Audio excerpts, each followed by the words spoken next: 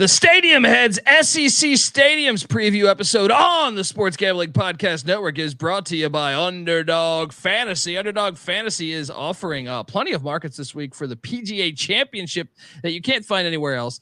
Sign up with the promo code TCE SGPN to claim your special pick plus first time deposit offer up to $250 in bonus cash. UnderdogFantasy.com, promo code TCE SGPN.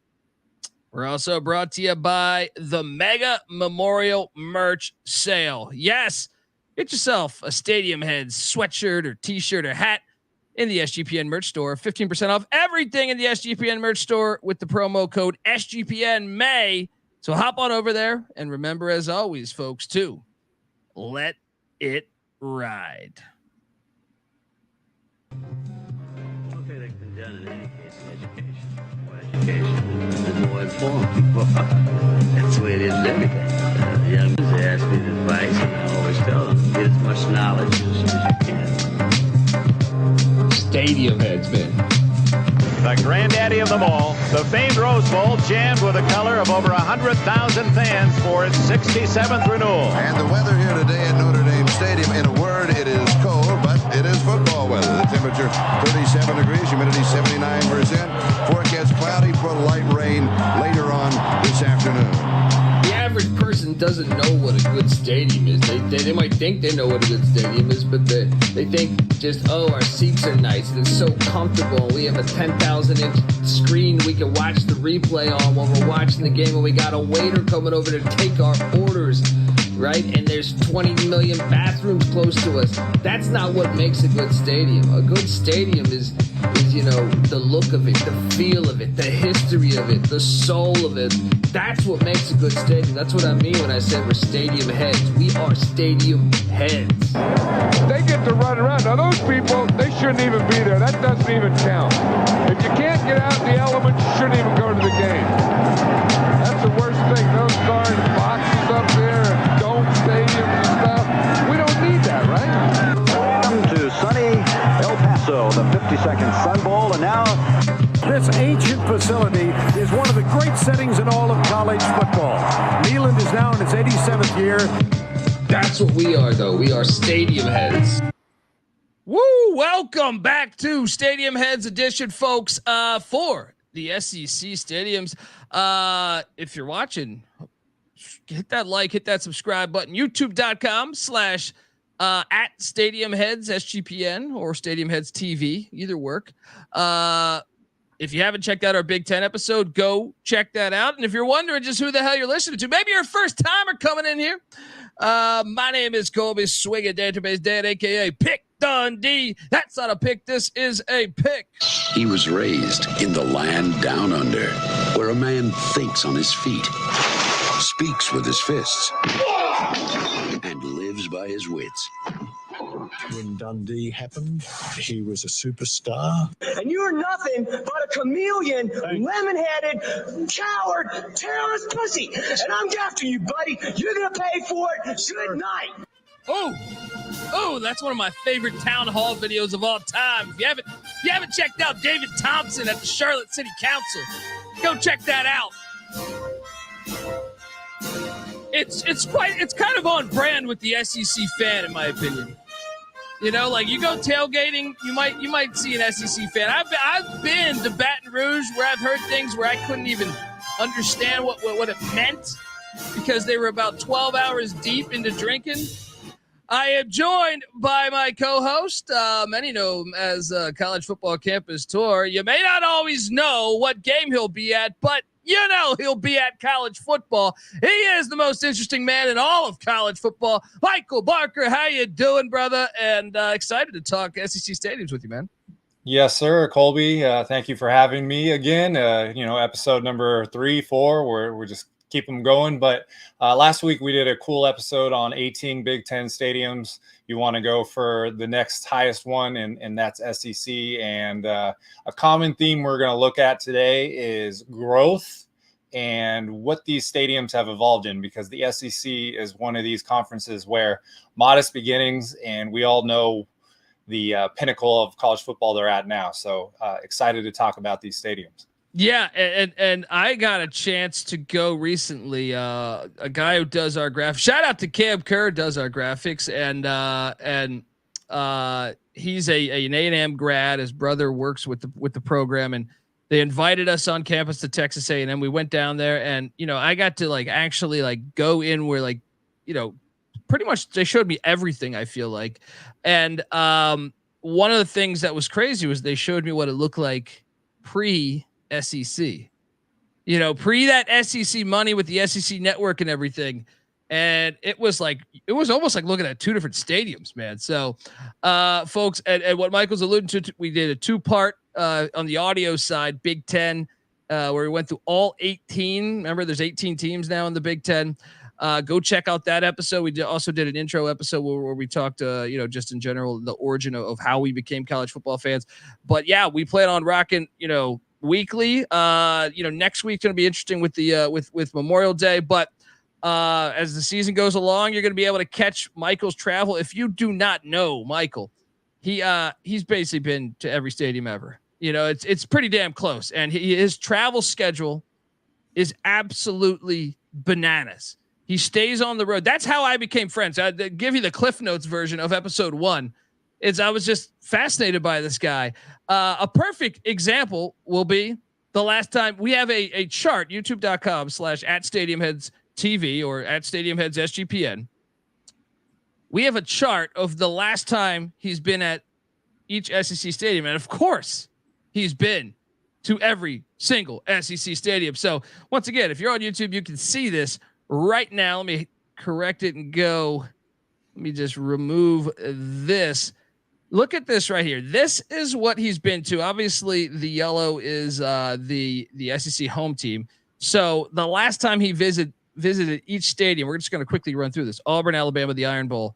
So that's another thing I want to just touch it. It's like he doesn't just pick Alabama, A&M, Auburn. You know what I mean?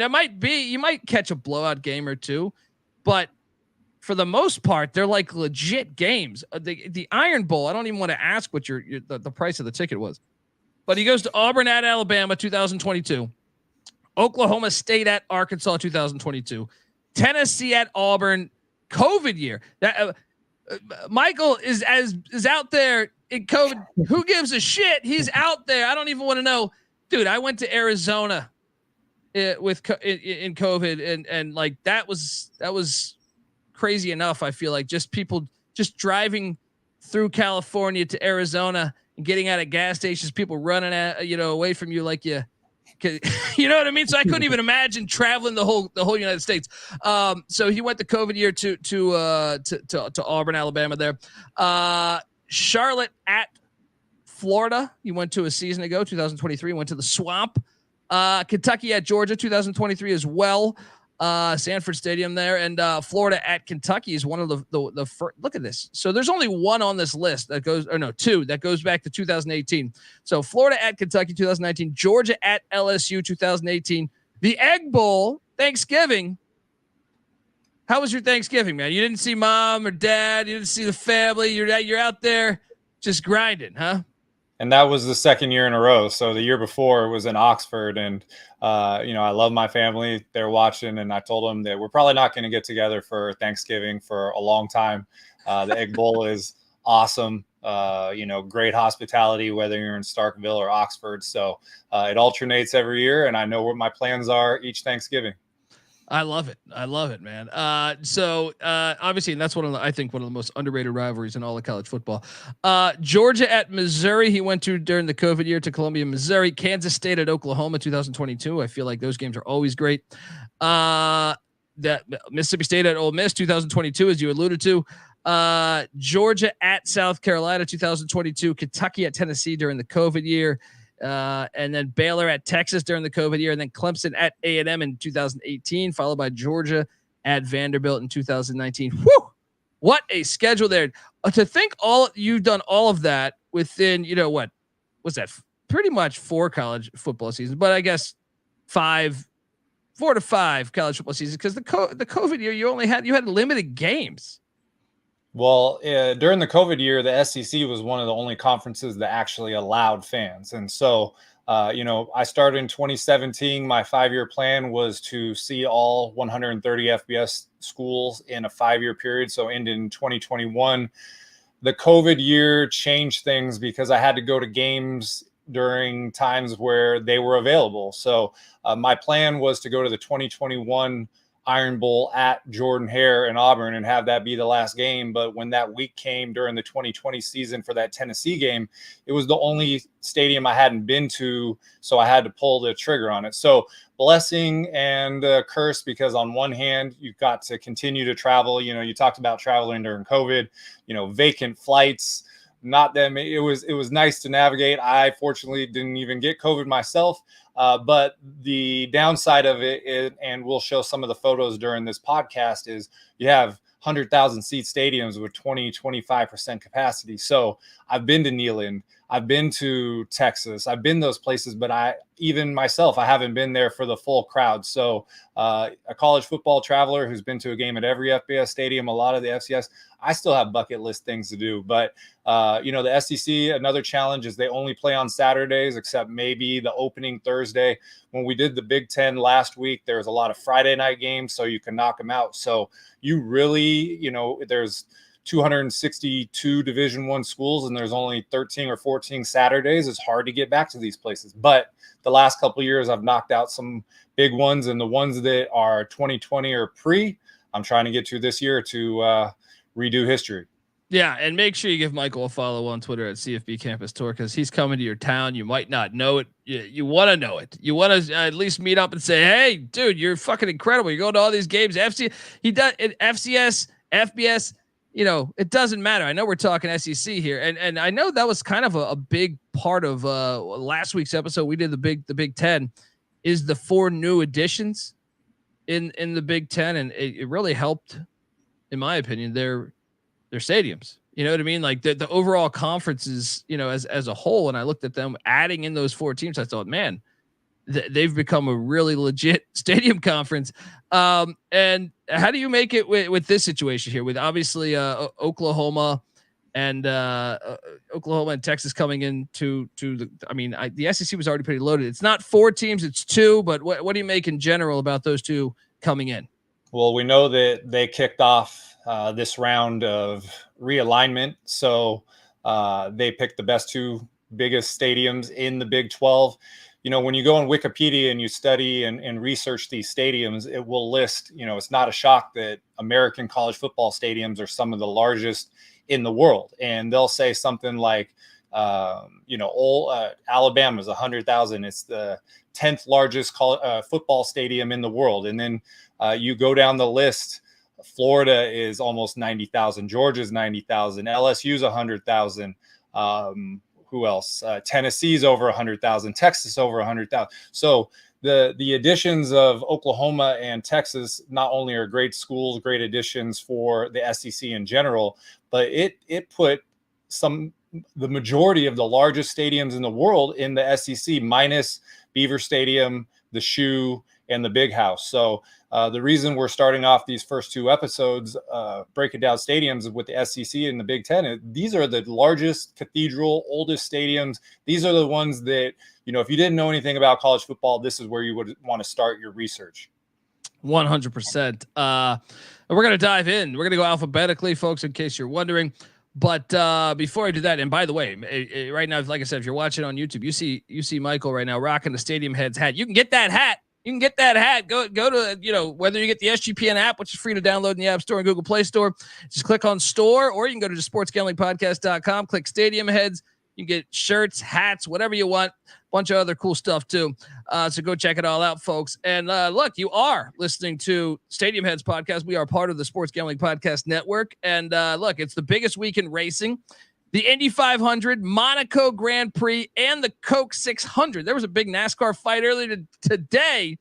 Stuff's going wild in the race world. And Rod and Cody from the NASCAR Gambling Podcast and the Formula One Gambling Podcast have you covered. Make sure to join their Kyle Larson diecast car giveaway.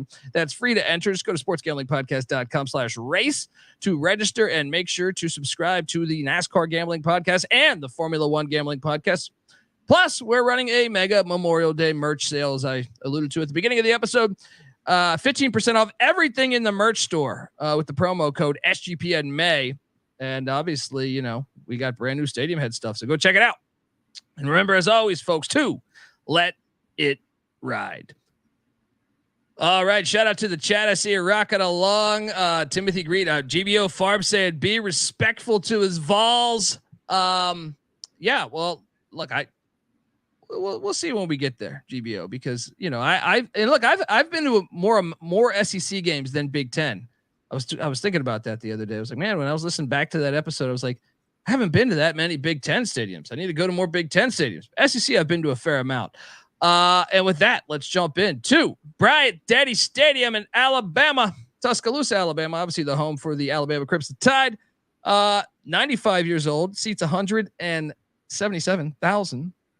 Pretty remarkable there. And I mean, these are all majority of these photos, like 99%, are from Michael. There's only a couple where I added him in because he was there during COVID, and the photo, you know, we still show his photos, but you'll see. So this is outside of Bryant Denny, and yeah, it looks pretty badass. And as you see here, there's another shot from outside, and a Saban statue already. Yeah, you know you're a legend when you get it going while you're there. Active statues for active coaches. Yeah, no, I mean, first of all, what I like to point out to people is that, as we said in the beginning with the theme, 100,000 seats now. It started with 12,000 seats, and it's been expanded 8 times over the years, and now it's the 10th largest football stadium in the world. So, you know, outside on that first photo, on the ground, there's all these in the concrete memorializing championships and Hall of Fame players and records. And Saban has a statue, and you can see kind of around his feet, there's years. There's the ones that he won the national championship. So, you know, it's one thing to wait a while for a legend, but another thing to show him proper respect. And, you know, hats off to an incredible career, probably the greatest coach in college football history. And they did everything right. Not only did they, you know, honor him, but they appreciated him while he was there. And for me personally, a lot of people, they don't like dynasties and they hate the winner. I never had that venom towards Alabama. I just liked their program. I liked how they did it. And, you know, going to Tuscaloosa for a football game, that's a pilgrimage that every college football fan should do. I completely agree with that. And look, we got a little video here from Michael. My only thing was I love Alabama. Like, I was a fan growing up of like the Jay Barker Alabama teams and everything. And look, I don't want to say I was mad at the dynasty, but I was mad at the fact that the illusion that they weren't, you know, so some teams might cut a check to some players. All right. And there's about 20 teams, and not only SEC, but I'm just saying. So when I heard certain things, I would get mad. I would get mad a little bit at that. But yeah, I mean, come on, Alabama. Let me give you some context on that video real quick. So not just Nick Saban, but every coach that Alabama history that won a national championship has a statue out there. So Frank Thomas and Wallace Wade and Bear Bryant and Gene Stallings. And so, you know, I think when we were doing our episode last week about the Big Ten, we were talking about a school like Purdue, who has a lot of, you know, either Hall of Fame players or, and you want to lean into that history. And so, you know, LSU will look at, they do a good job of that, but to have this much history and not advertise it and not, you know, put it out there, it's a recruiting tactic. It's a memorializing your accomplishment tactic. So make sure you plan ahead when you go to Bryant Denny Stadium, not just for the game. You want to take in the whole atmosphere. And they also have the bus pull up. And when Saban was there, he would ride on the front bus in the front seat right by the door, and everybody wanted to be there. So it's just peak college football environment down in Tuscaloosa. Yeah, like I grew up with my best friend growing up for a little bit there before he moved was a diehard Alabama fan. His parents, his family. So when they moved up to the DC area, I really got put on at a very young age about Alabama football. And you know, they do it right, man. They do college football right. And you know, Bryant-Denny Stadium. The chat was talking about this earlier. Shout out to Little Dirt 27. He says he's a Bama fan, but he thinks Bryant-Denny Stadium doesn't get the hype it deserves. Do you feel the same way about that, Michael? So it's tough because people want to have things be mutually exclusive, meaning it's a tough place to play because they're so great, or is it a tough place to play because of the fans? And I don't think you can separate the two. Saban obviously did elevate things, but if you look at their overall winning percentage through 2022, they're 244, 50 and 3, which is 82.7% winning percentage. And Saban through 2022 was 95 and 7 there. So even pre-Saban, they were still winning about 80% of their games. It's the judgment on noise. You're going to have to go in there yourself. I went to 2 games there. I went to the 2017 game versus LSU and got to see Jalen Hurts, and they beat them, and it was loud there. And then I went to the 2022 Iron Bowl, and Auburn was down, and they didn't pull any kick six or anything like that. So that win was more of a formality. They knew they were going to be going to the SEC championship. But that's kind of the stigma that it has. There's also some famous press conferences where Saban's talking about fans leaving early or students leaving early. So would you rank it up there with, LSU or Kyle Field? Probably not, but there's a reason that a lot of teams that are really good go there and lose. And I think the team and the atmosphere go hand in hand. Yeah, I think my buddy Patty C, I think this is his favorite stadium within the SEC, but I don't know that he's been to all of them. But yeah, I mean, look, they do college football right, and I mean the Saban leaving fans leaving there. They were playing like Furman, so it's like I can't even blame the fans when Alabama's recruiting that well. Like your 5th string running back is better than anyone on Furman. You know what I mean? So I can't really blame the fans for doing that. If you're up 49 heading into the 4th, you know what I mean? And hey, I got one pro tip for people, which is usually when you buy a ticket to a game, it says enter at this gate, and you're like, whatever, I'm just going to go at any gate. This one, at least in my experience, the gate determines where you can go in the stadium. So you mentioned you didn't want to ask what I paid for the Iron Bowl. Well, again, I mentioned that Auburn was down. I think I paid $110 for that game, but I bought the cheapest. That was the cheapest one. And I could not access anything below the upper deck. There's circle ramps, and when you get to the middle sections, they don't let you go there. So if you are wanting to explore the whole stadium, you're going to want to, or going to need to buy a lower level seat. And I would imagine you could get to the top, but if you bought a top level seat, I could not get to the bottom. So heads up for your trip. Did anyone ask you to poison any trees? They did not. It was like I said, it was a non, Auburn was not 10-1. So I think it was a little less heated that year, but I would not be doing that anyways. But yeah, the requests come for sure. Folks, if you don't know that story, use the interwebs, as George W. says. Yeah, let's jump on over to the Arkansas Razorbacks there in Fayetteville, Arkansas.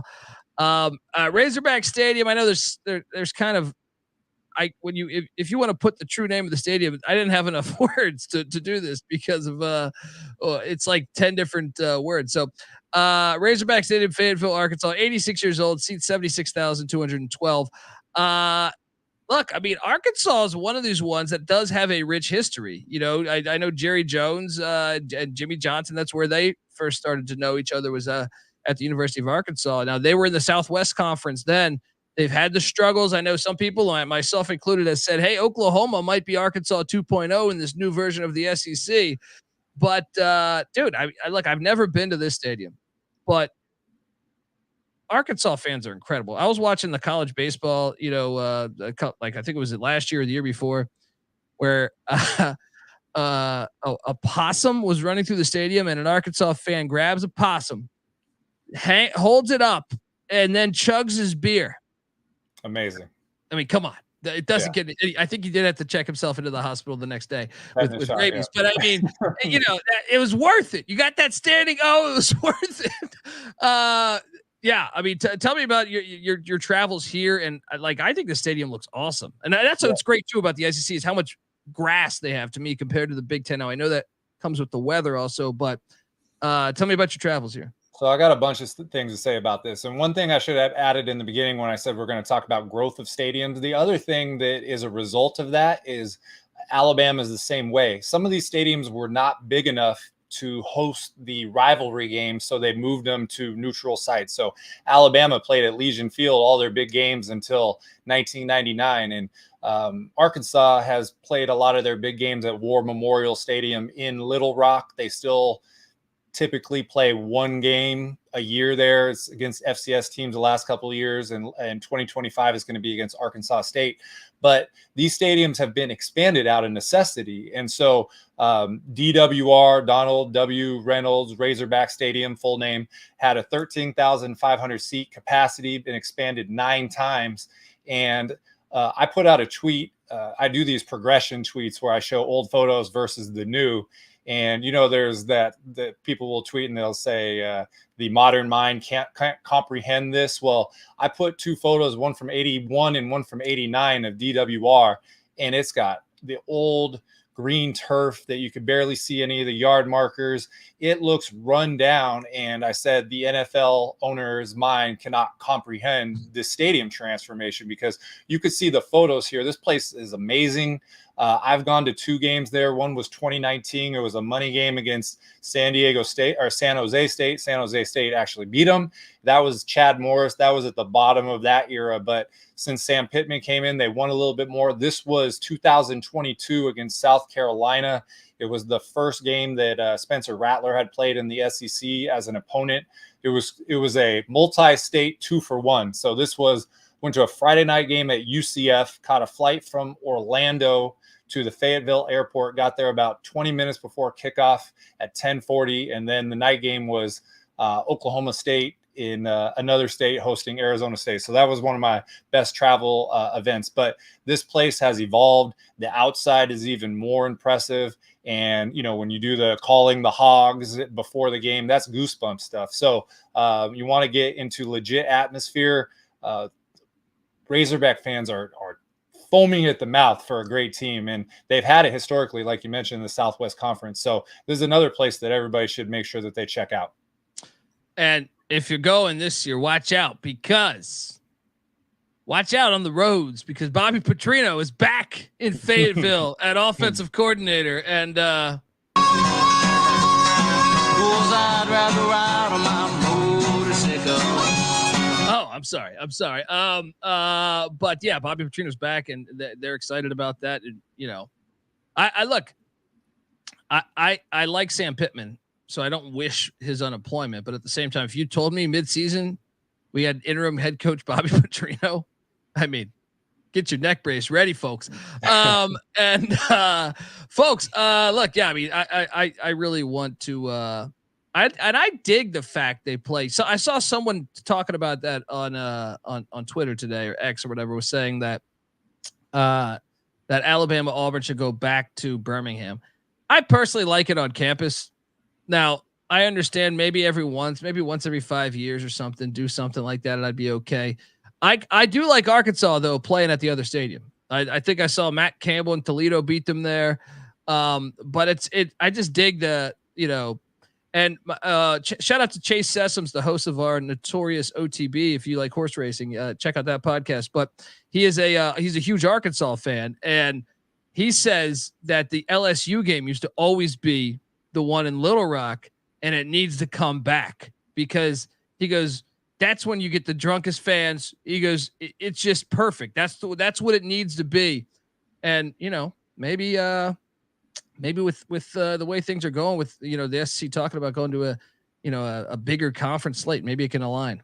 We'll see. Well, what's interesting about the geography of Arkansas is Fayetteville is in the very northwest corner of Arkansas, and so part of the reason playing in Little Rock, it's right in the middle of the state. At the time, for a long time, it had similar or greater capacity than DWR, so it made sense.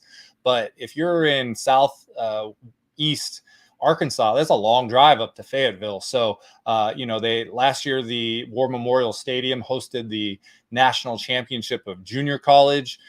They've had some renovations done there. I've been there. I like it. It leans into, feels like the Cotton Bowl and these old, the old stadiums. But I think part of the reason they moved, obviously the quality of DWR, but also to repay the bond, $30 million to get it back. But it's on my bucket list. I would like to go see a game there. I know they're playing Arkansas State there next year. First time they've ever played Arkansas State. So that will be cool. I'm sure they'll get a sellout, but you just got to bring it back. You got to try it. And like you said, if there's more conference home games, why not throw one out there and see how it goes? Let's go. And that Arkansas State game, I mean, Chase put me onto that too. That was something in legislation. They were not allowed to play each other for, the past 30 years. So that game next year, I think super cool that's happening. Come on, college football, you're supposed to play the teams close to you. We like regionality. Real quick, the photo you're showing is from the 1964 national championship of Arkansas.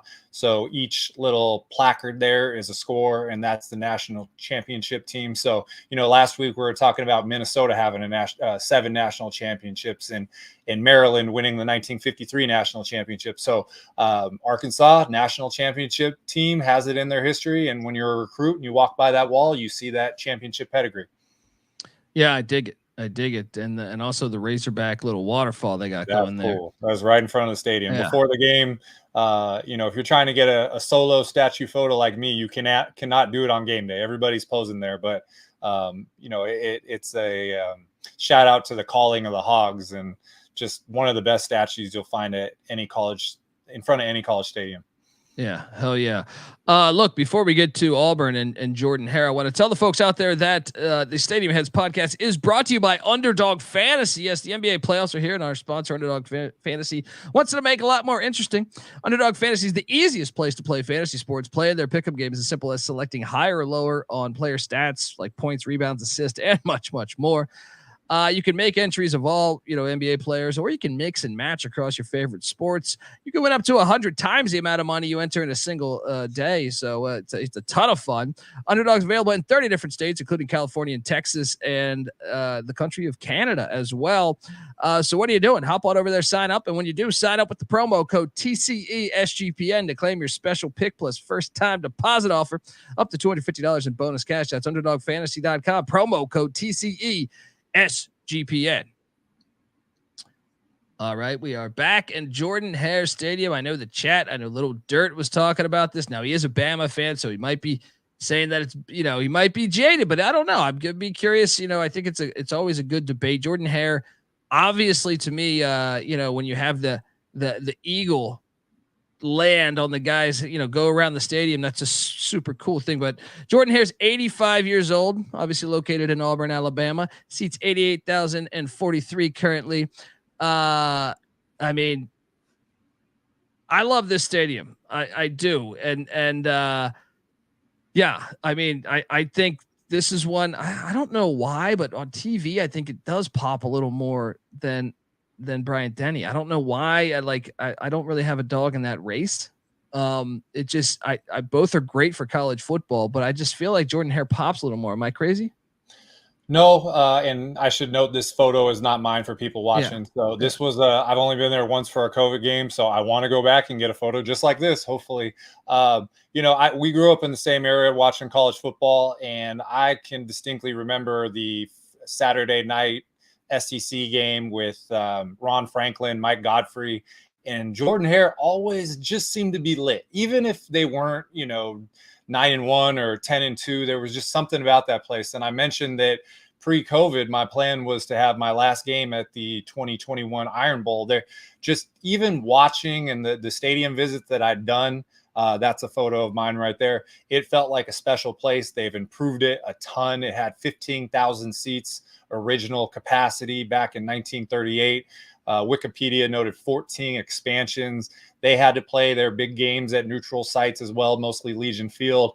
There's a SEC story about Pat Dye, and he really pushed hard for them to expand Jordan Hare so they would actually get a home game against Alabama instead of going and playing them against Legion Field all the time. But even the game I went there at 2020, They played Tennessee, Smoke Monday, had a pick six, like 110 yards. And he actually messaged me for the video, which was cool. He's an NFL player now. I sent it. And they do a great job of honoring history. Right there, they have 3 Heisman Trophy winners, Sullivan, Cam Newton, and that's the Bo Jackson statue. They have 12 undefeated seasons, and I don't think that matches up with the number of national championships they have. So it'd be interesting to dig into the history and see why they didn't win more or didn't get more national championships right there. And last year, I kind of snuck around, and they did some improvements of the locker room, and that's the Heisman room now. I'm guessing they have actual Heisman trophies through there, but, random college football fan walking through the corridor, I didn't get inside there. But another place in typical SEC fashion that does a great job of honoring its history. Yeah. And look, I know, I think, was it 93 or 94 with Terry Bowden, they went undefeated and they didn't get a national championship because they were on probation, which I find fucking hilarious. Look, I love college football more than pretty much almost everything on the fucking face of the planet. But you go deep into the history, there's some shady national championships. I'll say that. Whether it's Michigan, whether it's like, there's times I think Texas lost to Notre Dame in, like, I think it's 70 or 71. They're both the same record. They play in the championship game. Texas loses, I think, by a decent amount too. I think by like 10 points. And now we're still national champions. What do you mean? No, we're national champions. Put it up on the thing. Put it up on the thing. It's like, so I mean, say it and put your fingers in your ears. I can't hear you. Yes, it is. Yeah. Well, Auburn needs to own those, in my opinion. Own some of those, man. To me, I've never been to Jordan Hare. It's bucket list, and it's very high on my list. So, yeah, I mean, I can't. That's the shot from the game you went to. Yeah.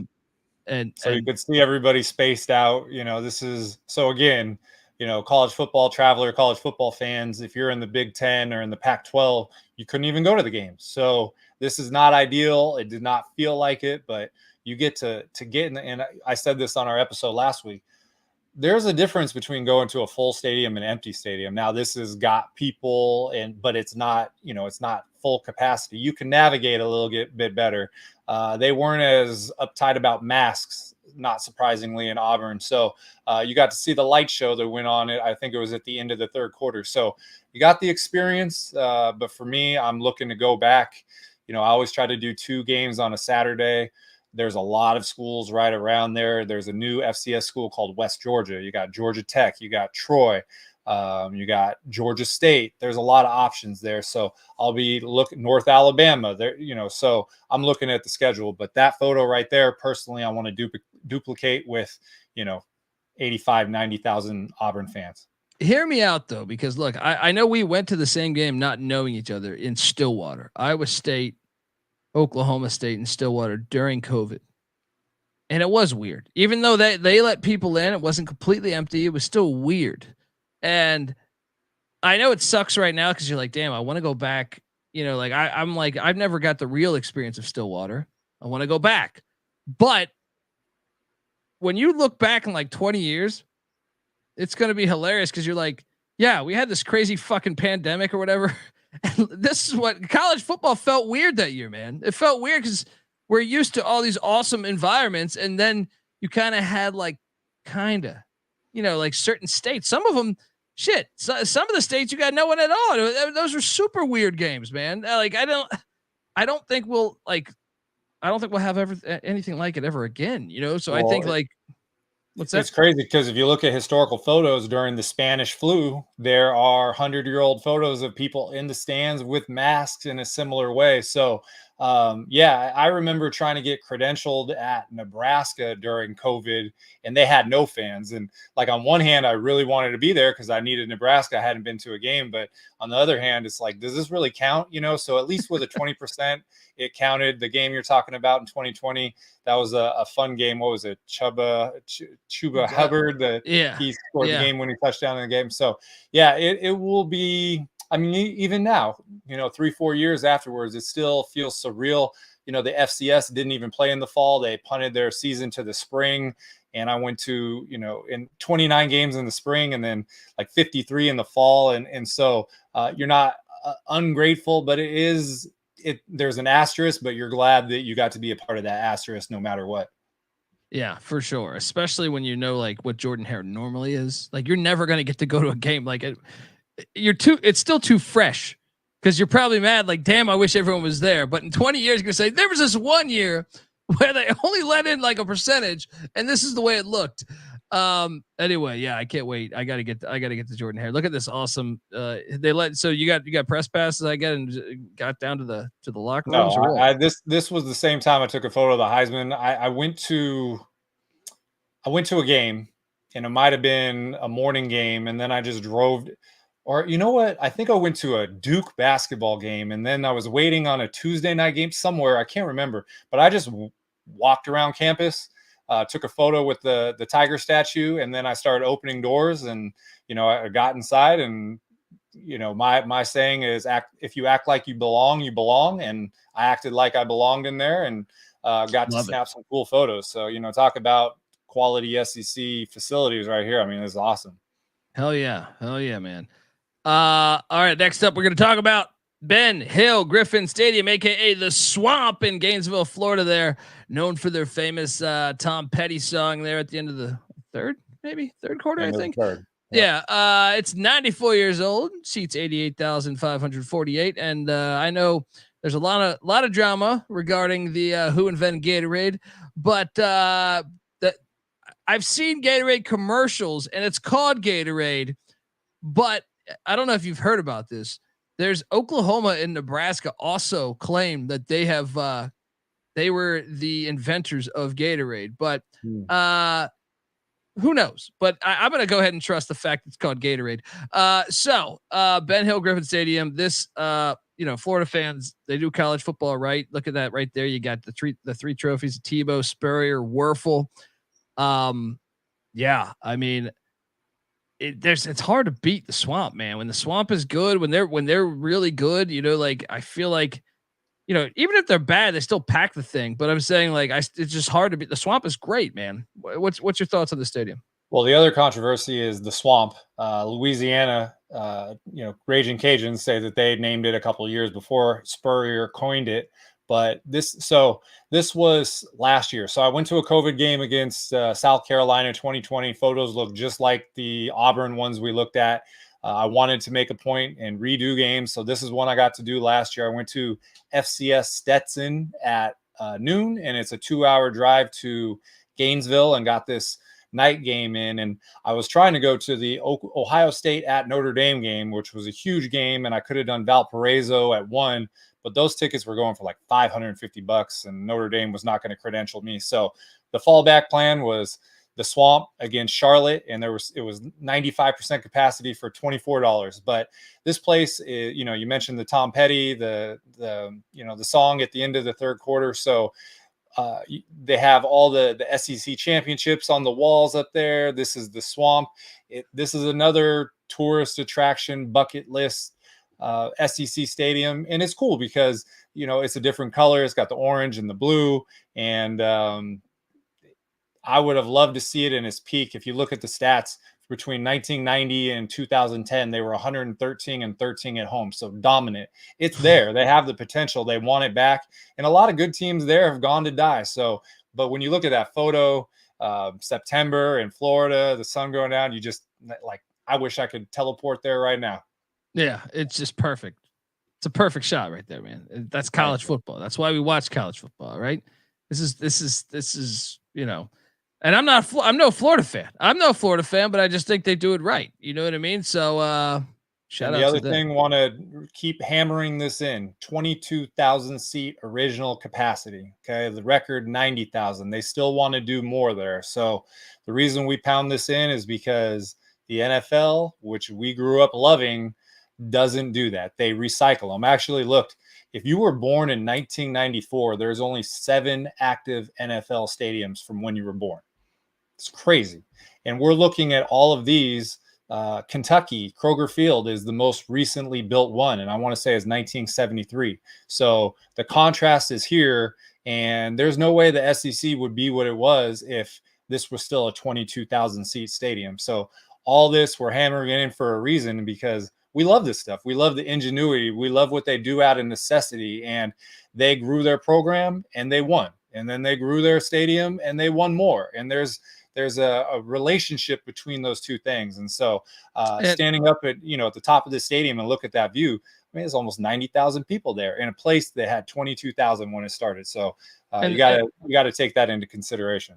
And there's something beautiful. And I know we touched on this on last episode, but maybe you didn't catch last episode. I like the fact that you're playing in the same place where, Mark Duper played, or Emmitt Smith played, or, just Danny Werfel, all those guys we talked about that era, Neil Anderson, all, like, you're just in a place where great players have played, and you can feel that. And to me, the NFL has really lost their way with that. I mean, look, I don't understand. But I guess the lay fan just likes that. But I don't know. College football, to me, you can feel the soul of it. You can see it. You can experience it. And to me, the NFL, I saw the Lions release their schedule, or they released everyone's schedule in the NFL, and the Lions are playing I think 14 of the 17 games are in domes. Come on, man. Don't get me started. Don't get me started. If they reign in those other three, I mean, there goes the whole season, right? Yeah, exactly. But yeah, the Swamp, man. And look, you got that right there. So you had to get on the field for that. So I take it's actually like the backside of the first level. So, there's a lower section right below there, but that's a photo that you want to make sure you get when you go to the Swamp. Yeah. This I thought was interesting. You got the obstructed view, which, if you didn't know, Michael's got a whole series of these that are great. He had a calendar last year, and it's just something that's great that you do it. And once again, we're not shitting on the stadium if there's an obstructed view. We just enjoy it. We enjoy that they had to evolve, and keep adding on to the stadium, which kind of created these spots where these pockets where you're kind of stuck in but hey, you're at the game. Who cares? You're right. If you're there, that's your season ticket spot. At least you're there. And then the signage here, nothing like a $20 high noon. Yeah, this is so two things. One is I was standing outside the Swamp. I might have told this on the first episode, but someone recognized me, and it was a student. He walked by and he said, "I know who you are, and you won't find any obstructed views here." That's what he said. And I said, "I think I know about one." And he goes, "You won't find one." Like, it was like cryptic. And so I had researched this. I knew about it. It is for sale. I went up there. It was funny because the first person I asked, he said he was a Florida State fan, but he just came. It was Florida versus Charlotte, but he was a Florida State fan, so he helped with the photo. It's right around the 40-yard line, so it cuts off about 60% of the field. And then, in the same way that we talked about the lack of access around Bryant-Denny, we're reporting things. I'm the person who covers the stadium, the good and the bad. So we mentioned the Tom Petty and the good and all this, and these are the bad. So $17 for a 25-ounce can of Bud Light. Try to sneak something in your pants if you can, and $19 for a high noon. Get them in the parking lot so you don't have to do that. But yeah, these are SEC prices. You wonder how they can afford to upgrade their stadium so often. Well, here's the way that they do it. You wonder how they got Fred Taylor? All right. Yes. Yeah. Have you heard that story? Tebow came back. Yeah. I wonder why. Yeah, exactly. No, I love it. And now we go to their rivals. So here's the thing with me. I went to Georgia, Florida in Jacksonville at the Jag Stadium there. And that was an awesome experience, but I haven't been to both of the home games. I need to go to their home stadiums. Georgia's Sanford Stadium is very high on my list as well. Athens, Georgia, 95 years old, seats 92,746. And once again, right now, all the stadiums have been, what's the youngest right now? Just going through, I feel like everything's like 94, 95 years old that we've done so far.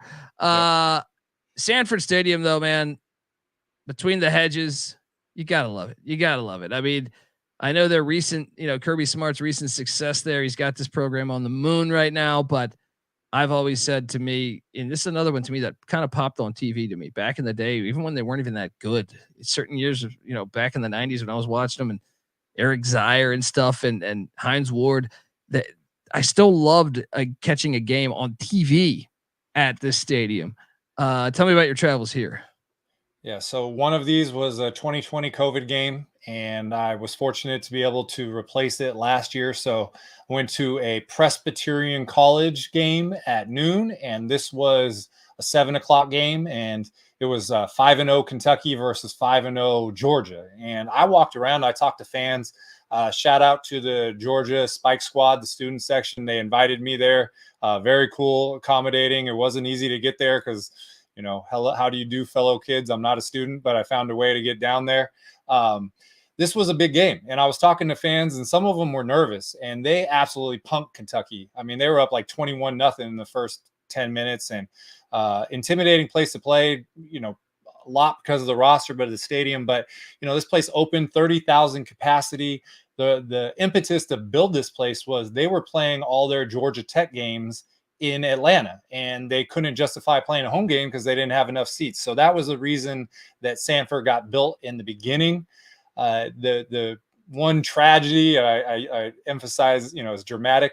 In 1996, they had to cut down the hedges to accommodate Olympic soccer when Atlanta hosted the soccer. So, yes, I mean, we hate soccer, and they, you know, demolished the hedges, and they had to build them back. So these are the post 1996 hedges. I read something about they grew the same strand off campus somewhere, and they were replacing them with direct descendants of these. But and the largest game, I think you probably can remember this game, 2019 against Notre Dame, 93,246 fans. That red light photo of the whole stadium lit up.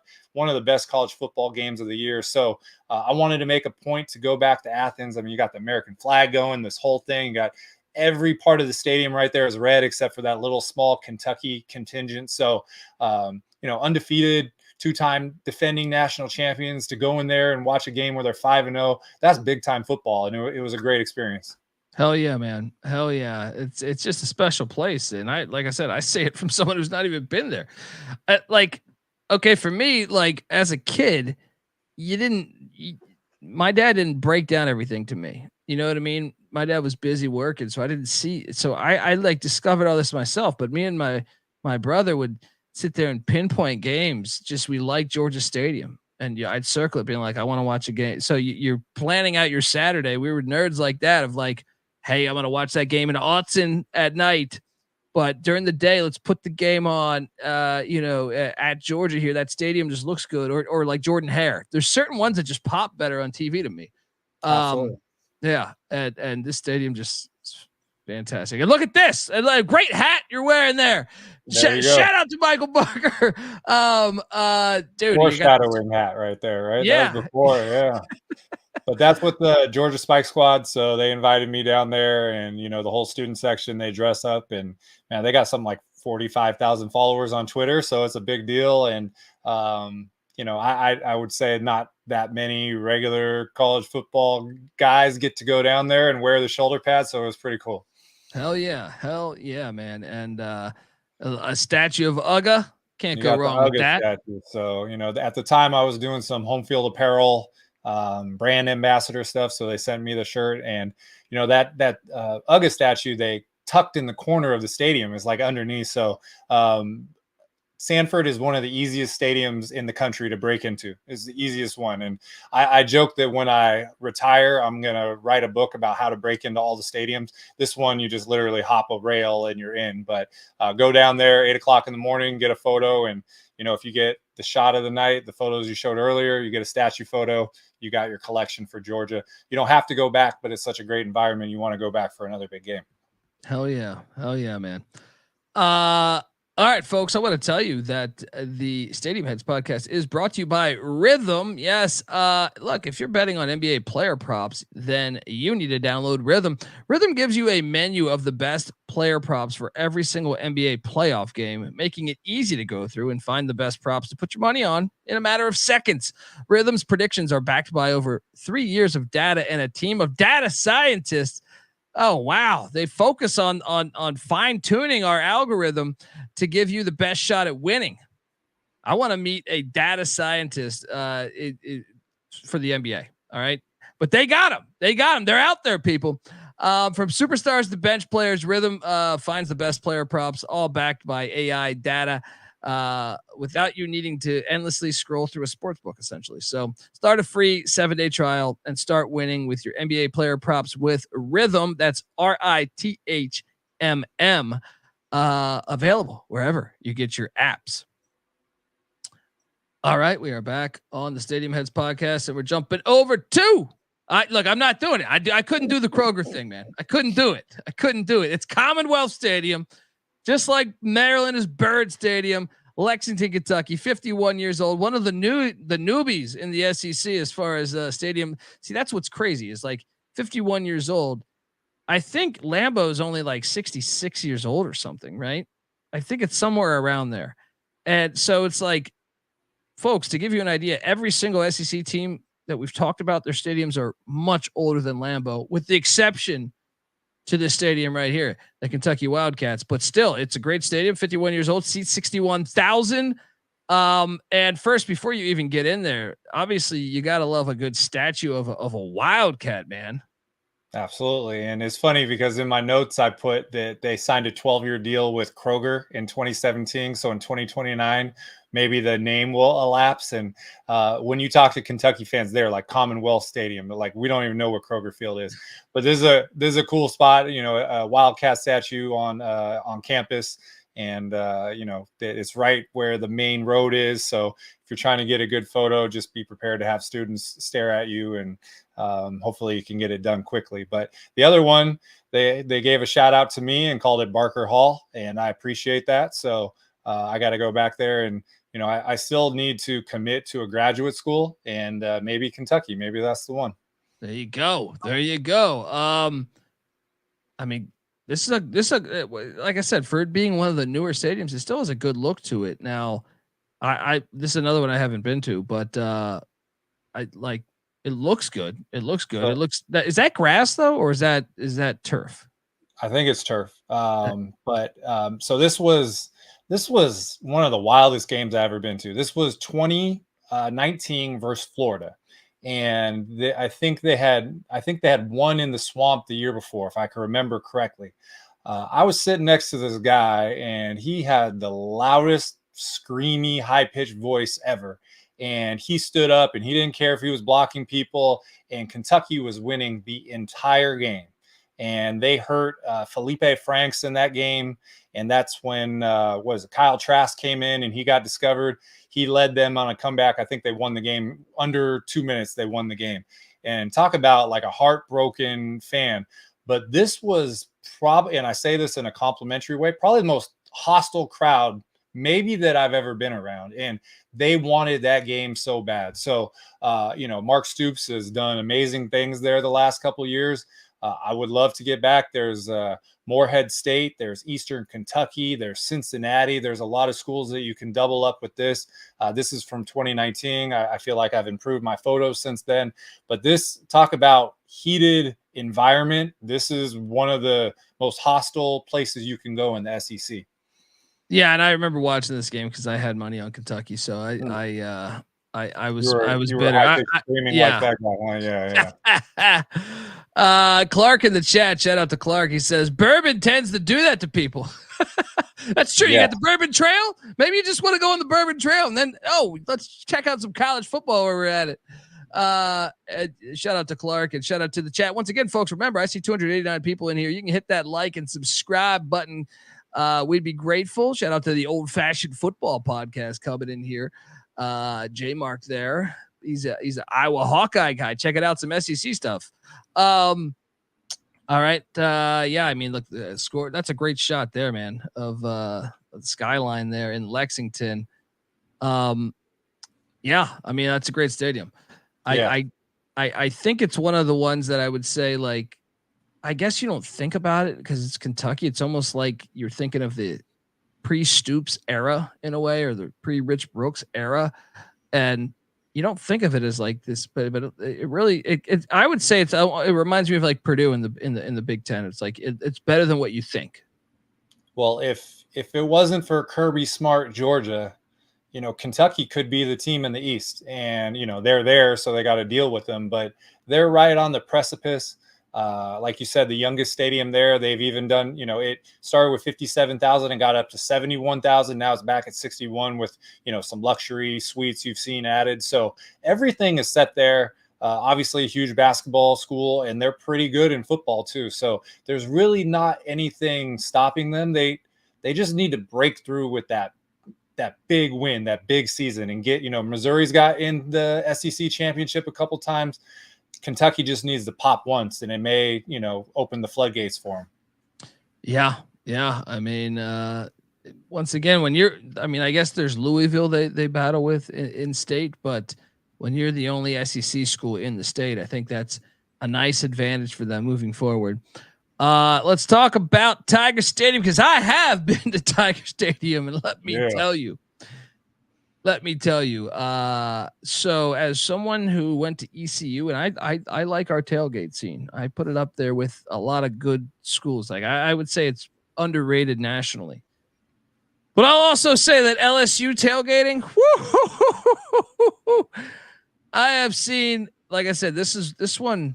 I mean, Morgantown's up there for me tailgating, because I've seen some crazy shit in Morgantown, but Baton Rouge, to me, was one of the most unique tailgating events I've ever seen in my life, as far as just debauchery. Like, people passed out on the grass. Just debauchery is the best way to explain it. It's Tiger Stadium's 100 years old, seats 102,321. They do college football right now. Look, and I wish if I had more time, I would have loaded up. I have a video somewhere of I actually got to have field passes in a Mississippi State game here, a night game that was awesome. And I mean, this stadium to me, now I know that's after the fact. What game was that at, by the way? It was 2018. Georgia was number 2, Jake Fromm, and this was the year before Joe Burrow was Joe Burrow. And in that game, I want to say he had like 20 carries in that game for like 75 yards and 2 rushing touchdowns. So they beat Georgia. And at the time, I don't even know if LSU was ranked. So it just shows you how things have changed. But they beat them and they rushed the field. Yeah. I mean, this stadium, when this stadium is rocking, it's very unique. Like, I will say, like, it to me, from a loud, I know you just said Kentucky. Well, I guess to me, it was a Thursday night. It wasn't a Thursday. It was a Saturday night game in the rain against Mississippi State. I think it was the Mullen years. And this place got so damn loud, man. Like, I would argue it's one of the for me, out of all the stadiums I've been to, it's one that pops as far as, to me, when I think of loudest stadiums, it's one of the ones that comes to mind. Well, with Kentucky, it was hostile. This is loud. And, Bear Bryant had a quote. He said, it's like being inside of a drum there. There's a famous game in 1988 they call the earthquake game, where they were losing 6-0 and they threw a touchdown pass and won 7-6. And the crowd reaction registered on the seismograph as an earthquake. This is a stadium that, when my dad played college football at University of Pacific, he played at LSU. And he said on the third play of the game, the running back ran by him. He dove. He didn't tackle him. And when he laid on the ground, he could feel the whole stadium shake as the guy ran for a 65-yard touchdown. This is Death Valley. It's, the other Death Valley, obviously, is Clemson. So all the things that you're talking about, legit home field advantage. Alabama has had great teams, the year with Tua, and they lost to Burrow there. So they could beat anybody there anytime, especially at night. Yeah. And yeah, I mean, this is the biggest that we've done thus far, going alphabetically. I believe it's the biggest. And it started with 12,000 seats. So it's another one of those that started at 12,000. It's 102,000. And it's just, the outside, they have, similar to Alabama, they got the statues, the basketball arenas right there. They got Pete Maravich statue. They got Shaq statue. They got the tiger enclosure there, which is one of the most, it's got a pond and just so cool, like an environment. So show up there, 5 hours early. Hopefully, you mentioned the debauchery. Hopefully, for a night game, you can make it to the kickoff. But it's everything is cracked up to be. Absolutely. Yeah, I mean, look, normally I would partake in, and I was partaking in some beverages, but with me getting field passes, I couldn't show up, looking like looking like Ric Flair at one of these bars. But man, the debauchery was at an incredible level, I will say. What are these statues here? They look pretty awesome. So it's Billy Cannon on the right. 1959, and then the Tiger statue. You can actually see it in the background of the Billy Cannon statue. But they have stuff for all Americans. They got a Y.A. Tittle statue out there. And like I said, you take a lap, you got the Shaq statue. So, and what's cool, you talk about the tailgating seat. It's right next to the stadium. So this is not where you tailgate and you got to take a shuttle or anything like that. It's all right there. So. You can get an entire day's worth, probably 5 days worth of entertainment all there on a Saturday in Baton Rouge. Yeah, it's fantastic. They do college football right. And this, by the way, this shot, I don't remember seeing this, but I'm not doubting you because I definitely I want to say that I ate frog when I was there. Meat pies, alligator balls. First off, alligator balls, is that I'm assuming that's just they phrase it like that. You could see the line, so I didn't get to go and actually put my eyeballs on the alligator balls. But when you're walking around and as I mentioned, you cover the stadium, this is not a sign that you're going to see in very few places. So I remember fair. I was at Nicholls State and they sold jambalaya and they had it for sale, but that was inside the stadium, this right there. So yeah, if you get there early, maybe you can find out what it was, but you're not finding this at SoFi Stadium. Let's just say that. Yeah, very true. Go get some alligator balls. Let us know how they are. Chime in if you had them already. Yeah, please let us know. Next up, we go to Davis Wade Stadium in Starkville, Mississippi, the home of Mississippi State. It's 110 years old, the oldest thus far. Seats 68,311. And this one, I feel robbed. Mike Leach was a good friend of ours. May he rest in peace. And he invited us, but he was new in his tenure there that I thought, okay, I'll go down in a little bit. And, this is a perfect example of, take advantage of the opportunities you're given, because I dropped the ball here. Now, Coach Leach invited us to Washington State and everything. I went, it was awesome, but I didn't want to hound the guy and say, hey, we'll be there first year. I wanted to give it a little bit of breathing room. So I didn't get a chance to go because obviously Coach Leach would have showed us around and, but I will say this, before he went to Mississippi State, he told me, we were talking, or he told us, I should say, that the grimiest locker room he's ever seen in college football. And he was at Iowa Wesleyan. He was at obviously Texas Tech, and he was at Oklahoma as the offensive coordinator for Bob Stoops. He was also at Kentucky with Hal Mumme, and then he was at Valdosta State there in Georgia. He told me the grimiest locker room he's ever seen was Mississippi State's when he was at Kentucky. But he said, we asked him, we followed up on that question when he went to Starkville, when he went to Mississippi State, and he said, well, they've done a lot to fix this. They've done a lot. It does not look like the same locker rooms. But yeah, I mean, this is the oldest stadium thus far, and obviously they're the Bulldogs. Look at that. They have a pretty cool shrine there to honor all the Bulldogs there. And that's right on the field there. Yeah, right on the field. There, you can see they've gone through a few of them. I don't know what the lifespan of a bulldog is, but that's right there. There's also a bulldog statue outside the stadium, but big part of the identity down there. Yeah, and I know there was visitor parking, $500. I like this. Yeah, so if you're trying to park and you're an Ole Miss fan for the Egg Bowl, it's going to cost you $500. It's considerably less if you're a Bulldog fan, but that's the highest price I've seen. And I don't know if it's real or not, but notable to take a photo of it. That's for sure. Yeah. And I also believe that Coach Leach, man, I believe you see those trees behind the that end zone. Yeah. Once again, folks, youtube.com /@stadiumheads sg.pn. I believe Coach Leach told us that. Oh man, I'm drawing a blank on their coach in the 90s.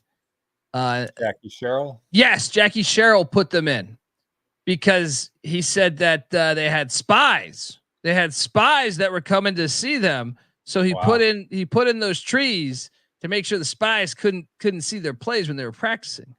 Hey, well, if you're not paranoid, you're not a coach. Dude, you went to the Egg Bowl. I personally think it's the most underrated rivalry. You know what it reminds me of? Like the most underrated rivalries, in my opinion, in the FBS is like the Egg Bowl and the Backyard Brawl. Those two, I think, don't get the like. Everyone is always talking Ohio State, Michigan, and Iron Bowl. And look, I love all those. Red River Shootout, but I think those. I think they talk about them because of the national level that maybe some of those schools are at.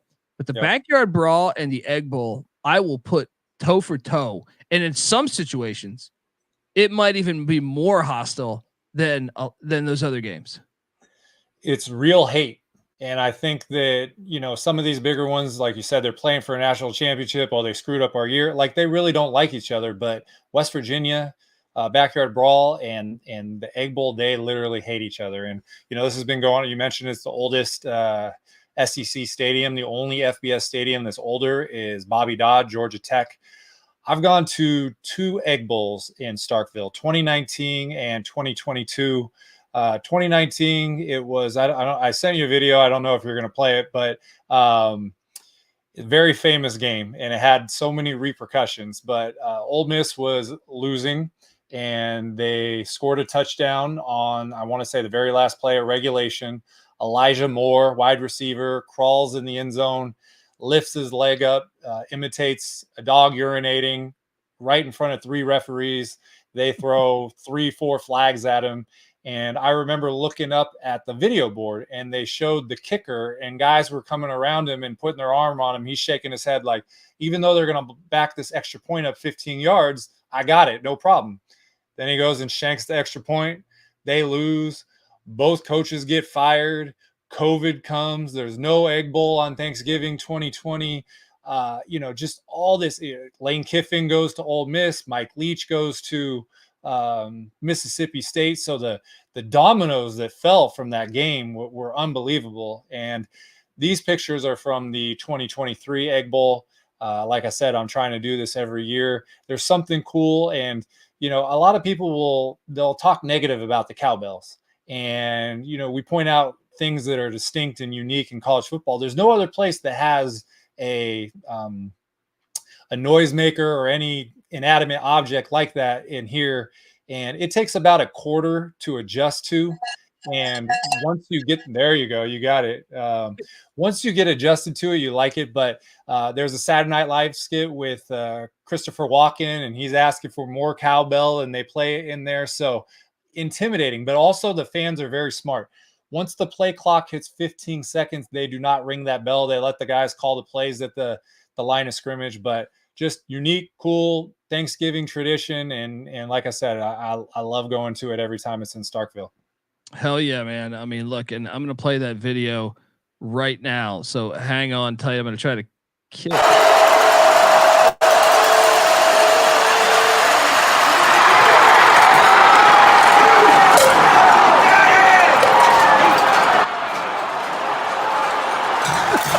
Look at all those flags foul, man. That's the touchdown with Elijah Moore. And I'm sorry if that was really loud on the audio side of things. But one of the more hilarious plays, I would say, over the past few years. Yeah. And love look, I got the cowbell here, but the go to hell, it's missing the go to hell Ole Miss part of it. And I also see you have an obstructed view there. Did they give you a go to hell Ole Miss cowbell? Did you have to buy that or what?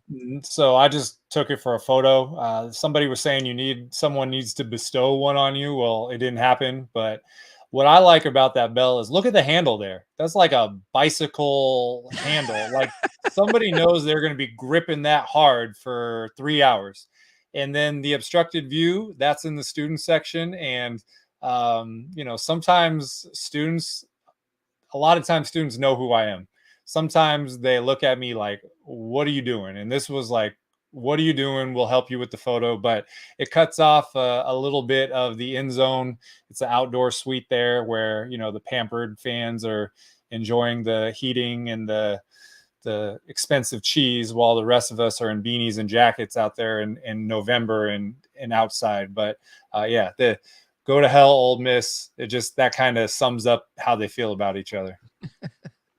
Yeah, 100%. Next up, we go to Faro Field here in Columbia, Missouri. 98 years old, seats 62,621 people. Missouri's one of these ones that, to me, it was funny. I was doing a college football show last week, I think it was, or maybe I was a guest. I think I was a guest on a show, and they were asking me about teams that came in. Most teams struggle when you think about the teams that come into the new conferences. Even doesn't matter how good they are historically. Like Arkansas was really good for a while. They come into the SEC, they haven't really, done a lot. A&M, you could say the same way. Miami in the ACC, Boston College, Syracuse, all those teams struggled in the ACC. I don't think any of them have a championship. And then you look at Maryland, Rutgers, Nebraska, struggled. Colorado when they went to the Pac-12. I guess the only ones you could say are the teams that you don't really expect, like Utah, like TCU, and like Missouri. To me, Missouri was one. Now I know but they got to a couple SEC championships. I know you talked about it earlier with Gary Pinkel. They're an interesting one, and Eli Drinkwitz had a great year last season. Beat Ohio State in the bowl game. They're contenders to make the playoffs this year. A lot of people think. What is this, by the way? This is a cool shot, but what is this? Yeah, so it's on campus. It's the Old Missouri. You talk about places to get graduation photos, so it's right on campus there. So, is this a ways away from the stadium, or is it just right outside the stadium? Yeah, no. There's another tiger statue that's outside the stadium, and it's highly criticized because it's got like this web reptile feet, and so this is the one that is more prestigious if you want to compare the two. But this one is on campus. Gotcha. And then obviously you went during the COVID season. I'll tell you one thing that always popped to me was the end zones. I like cool end zones. Tennessee, there's the checkered end zone. I always love that. I always thought Missouri's end zones, and obviously the big M in the grass, that shit sells to me. I know some stadiums will probably had that. They'll remove that for seats, but I like it. I think it gives the stadium pizzazz and personality. So, what game was this again? You went to in COVID? Yeah. So this was the season finale 2020 against Georgia. This JT Daniels went off in this game, and I thought he was going to be the future of Georgia football. It didn't work out, but I agree with you. The stadium started out with 25,000 seats. It had a track until 1994. That Rock M was debuted 1 year after the construction of the stadium in 1927. The record crowd was 75,298 versus Penn State in 1980. As you mentioned, it has, I want to say, around 62,000 seats, so much less now. But it's a cool look. The end zone that you don't see has been upgraded a lot, and I know they're looking to do some more things. But if you look at photos from the beginning and what it looks like now with that sleek press box and the upgrades, they've come a long way. I even, what you're talking about, I love the diamond end zone, the Mizzou. Yes. And everybody talks about the 2007 is one of the peak years of college football with the chaos, and they were number one in the nation and won some big games there, and they've reached the pinnacle, been to 2 SEC championship games. So another one, Kentucky, kind of sneaky. They actually last year went to the Cotton Bowl and they beat Ohio State in Cowboy Stadium. So they have accomplished a lot, and that place gets rocking, and I'm hoping to go back. They usually move the season finale against Arkansas to Black Friday. So if that happens this year, it's going to be in Columbia, and I'm going to go.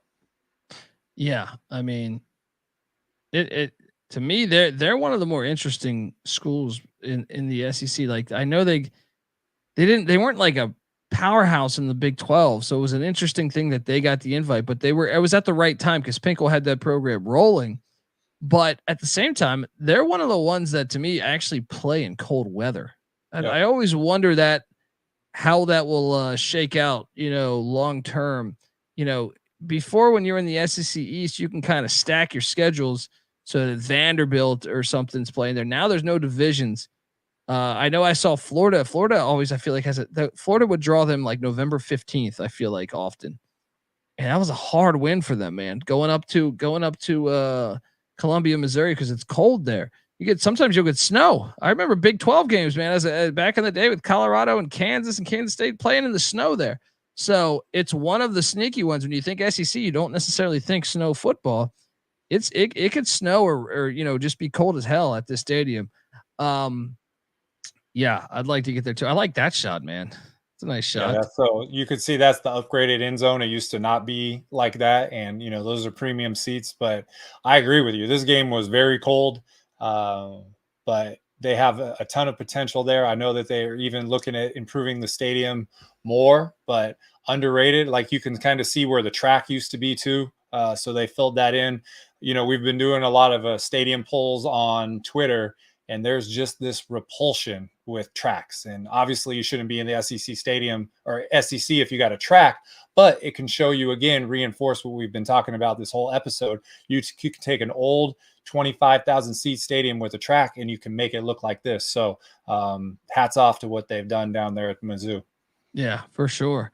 I took this. This is not your photo. This is one I did because you went there during COVID. So folks, if you're watching on YouTube, this is one, obviously, what another element that makes college football so great is the band. And this is a shot with the band on a busy Saturday, it looks like. And then there's that one. It looks awesome. Like that right there. You got people on the grass too, right there. Fucking like flawless, man. That just looks awesome. All right. Well, and there's the score from that. Look, before JT Daniels really went off, it was 7-0. No, but yeah, I mean, you gotta like it. I like that. That's the other tiger statue you referring that's the one. to. If you look at his feet, it looks a little reptilian. So it was kind of like that. Ronaldo got the statue and his face was kind of not looking like a human. This is the kind of same reaction. But anyways, that's the one right outside the stadium. Yeah. Yeah, I got to get to a game there. Now we're going to jump along to Gaylord Memorial Stadium there. Norman, Oklahoma, 101 years old, seats 80,126 people. I mean, it's Oklahoma, man. Do I got to just talk about, I know the last one, and I'm not trying to downplay. I know Missouri's got legend, Kellen Winslow and stuff played there. There's a bunch of other great players that played at Mizzou, but when you think college football, I know a lot of people say Alabama and, rightfully so, or USC, but I put Oklahoma in that conversation, man. When I think about Barry Switzer's teams or, obviously Stoops and Mike Leach when he was there and Bosworth and just, it goes on, Billy Sims, you go on and on and on about their college football, man. And that's a great addition for the SEC. It's just, and I'll tell you the truth, man, it's hard to win here.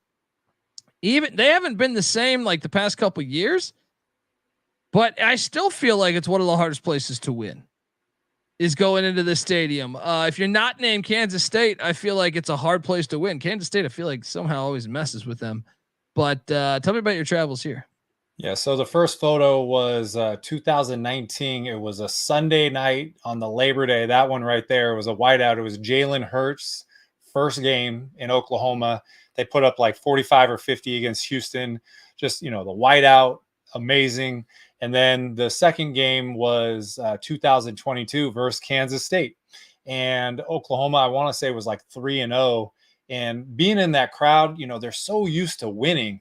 It was almost like, how does Kansas State have the audacity to come in here and win? It was crazy to just see like accepting a loss because they are not used to it. And, the nickname of the stadium is the Palace in the Prairie. When you get there early, an hour before the game, there's giant video boards on each side, and it's just going through all the history, you know, the Barry Switzer era and the Owen Field era. And, you know, they have, I want to say 6 Heisman Trophy winners. They got all the statues outside. This is another place that, even though they're just entering the SEC, you kind of talked about it, it has a SEC feel even before they did it. On a previous episode, I mentioned something about Oklahoma, Alabama, Clemson are perennial playoff teams, and none of them have pro football teams in their state. So when you're a kid growing up in Oklahoma, you want to get a visit in your class from an Oklahoma Sooner football player and him tell you could be like me someday. So this starts early and they lean into it, and they're a perfect fit for the SEC. I know a lot of people are questioning whether they're going to be able to hold up to it, but I think they're going to do just fine in the SEC. Yeah, their home edge is just, I think it might be a little bit different, and that's not a diss to Arkansas, but it might be a little bit different than, say, Arkansas's. And I see you're there with the statue at Billy Sims, obviously the great Detroit Lion running back. I believe the other one is Baker Mayfield. Baker right? Mayfield. So they got Jason White, and they got Sam Bradford, and Kyler Murray, and I want to say Owens, and somebody's going to correct me, but they have, now that Reggie Bush has got his Heisman back, USC has more, but they don't have statues like this. And so if you look kind of on the back or the left side of the Billy Sims statue, in the background, you can see the other Heisman trophies there. So, they also, on game day, they got the Sooner Schooner out there. So another one where, show up, do your tailgating, then, the stadium opens 90 minutes before the game, get there, 2 hours before the game, take a lap, take photos, and everybody else is doing it. But very cool to have that many national championships, have a great stadium, honoring these players of the past. They do a great job there. Yeah, agreed. And it's not that far from Oklahoma City. So if you fly in, you're right there. It's only like, I think 20, 30 minutes. Yep. So opportunity is there for you. All right, look, before we get to the next one, I want to say, if you're listening to this on the audio side, make sure you check out the B side, because, we are going to cover the rest of the teams.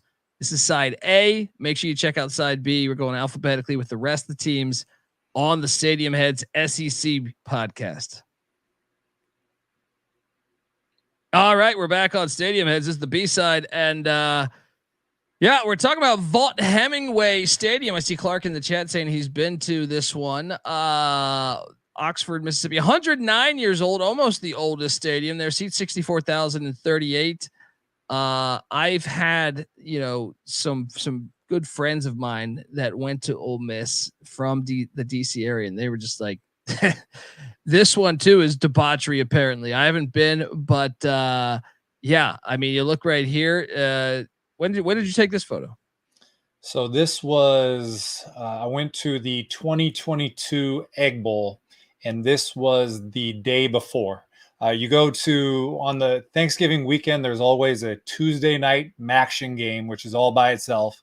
There's no Wednesday game, and then there's the Thursday Egg Bowl. So I went somewhere, I want to say Buffalo or something, and I got there a day early. There was a gate open, and I took a photo. There's also a spot to break into Vaught that I will tell people when I retire, but just snuck in, got a great photo of an empty stadium, and this was prepped for the Egg Bowl the next day. Yeah, I mean, and the Grove here. I mean, it looks cold too, man. It looks a little cold there in Oxford. Yeah, low 50s, probably high 40s, something. But this is a place where, you're just walking around, and all of a sudden there's a cup in your hand, and there's, a drink, and there's people inviting you in, and, you can hang out on campus or in some of the administrative buildings, the student centers, and then you can migrate. Obviously, they have the Walk of Champions. There's an outdoor stage that they do stuff. So another one where you're tailgating right next to the stadium, which is very advantageous. Yeah, and obviously this is an awesome shot, man. Yeah, so I always when they take the field, I always take a video panorama, and I even if I don't have a 50-yard line seat, fake it till you make it. I stand there, and they did a light show. I want to say this is only installed recently. Some of the lights that they do in the fourth quarter. This was pregame, but standing right on the 50-yard line, you see the light graphic of Ole Miss right there, and I mean it doesn't get any better than that. Yeah, and by the way, we have a video. I'm going to try to get to it to turn the volume down real quick, but here we go. Oh, there we go. Look at that right there. I mean, Egg Bowl. What better game to? I understand if like a number one team comes in there, but I still think the Egg Bowl is probably the best you could do for that specific stadium. I mean, do you want to watch football on TV and have some turkey and stuffing, or do you want to do that? Oh, yeah, exactly. This is a great. I'd say that. It depends. I mean, I woke up in the parking lot somewhere on campus on Thanksgiving morning, and oh, boo-hoo, you must have been tired. Well, look what I got to go walk into that night, and this game was very significant. You mentioned your friend Coach Leach. This was actually the last game that Coach Leach ever coached. This was Lane Kiffin was there as well. So, mentioned that COVID interrupted the Egg Bowl series being on Thanksgiving. So I had only been to one other game at Oxford. It was 2018. They played Alabama. DK Metcalf caught a touchdown pass. I want to say like on the third or fourth play. And then Alabama ran off like 55 straight points with Tua and Jerry Jeudy and all these people. But this was my first Egg Bowl experience. And every year we're going to alternate Oxford and Starkville. So they're both great. This photo right here, I had to negotiate with an usher to let me take the photo. It was up in the premium seats. I didn't go in anybody's seat, but there's a staircase. I navigate and try to find a spot, and this guy let me take the photo, and I didn't get credentialed there, so you got to do a little bit of schmoozing to get what you want, but a great photo. Yeah, for sure, man. And that's the same spot as the first one that we showed on the empty stadium, so you can see the difference between empty and full. That end zone, I don't know what you want to call it, facility or those suites, but it's got all Americans and championships and everything listed there. And and from the direct end zone angle, I don't know if you have that photo, but it just is a cool look. So this stadium, that right there, they got the little video boards on each side, but for a 109-year-old stadium to end up looking like this, I mean, where that I'm standing, that student section didn't even used to be there. So it's all connected, all looking good. Oxford is lit. It's fun. Yeah, and once again the history. I mean, you got from the Mannings. They had some really fire teams way back in the day too. And and to lean into what we were talking about earlier, 24,000 seat original capacity. They played all their big games at the Vet in Jackson because they did not have the capacity. So the Vet holds 60,000 people. They didn't get playing their big games in Oxford until the 90s. So they set their stadium record last year against LSU, 66,703. You remember that 55-49 shootout game. So this scene is, even though it's a 109-year-old stadium, this is only about 30, 35-year-old scene, what they have on campus at Oxford. So it's awesome to see them evolve into such a great venue. Yeah, for sure, man. And yeah, that was one of the better scenes last year when it came to college football. They rushed the field. I remember the security guard checked somebody. I think they got up on the goalpost, tore those things down. They did it right, the way you should do college football. Absolutely. Yeah, I mean, Oxford, man. Drunken debauchery from what I understand, but this one I have had an experience here. South Carolina's Williams-Brice Stadium, Columbia, South Carolina, 90 years old, 77,559. This is another school, much like Arkansas, though, that they were independent for a long time. They were in the ACC, I think, even before that, and they've really come like their program's a lot better than it was. Say, I think it was when they hired Lou Holtz was the first guy to really get it going again. I know they have the back in the day George Rogers, which you have here, former Heisman Trophy winner. So they do have some rich history, but they were independent. They weren't in the SEC there. And I take this is on the inside of the stadium. That's on the inside. Yeah. There's also a George Rogers statue on the outside as well. Yeah, former Washington Redskins, won a Super Bowl with the Redskins too.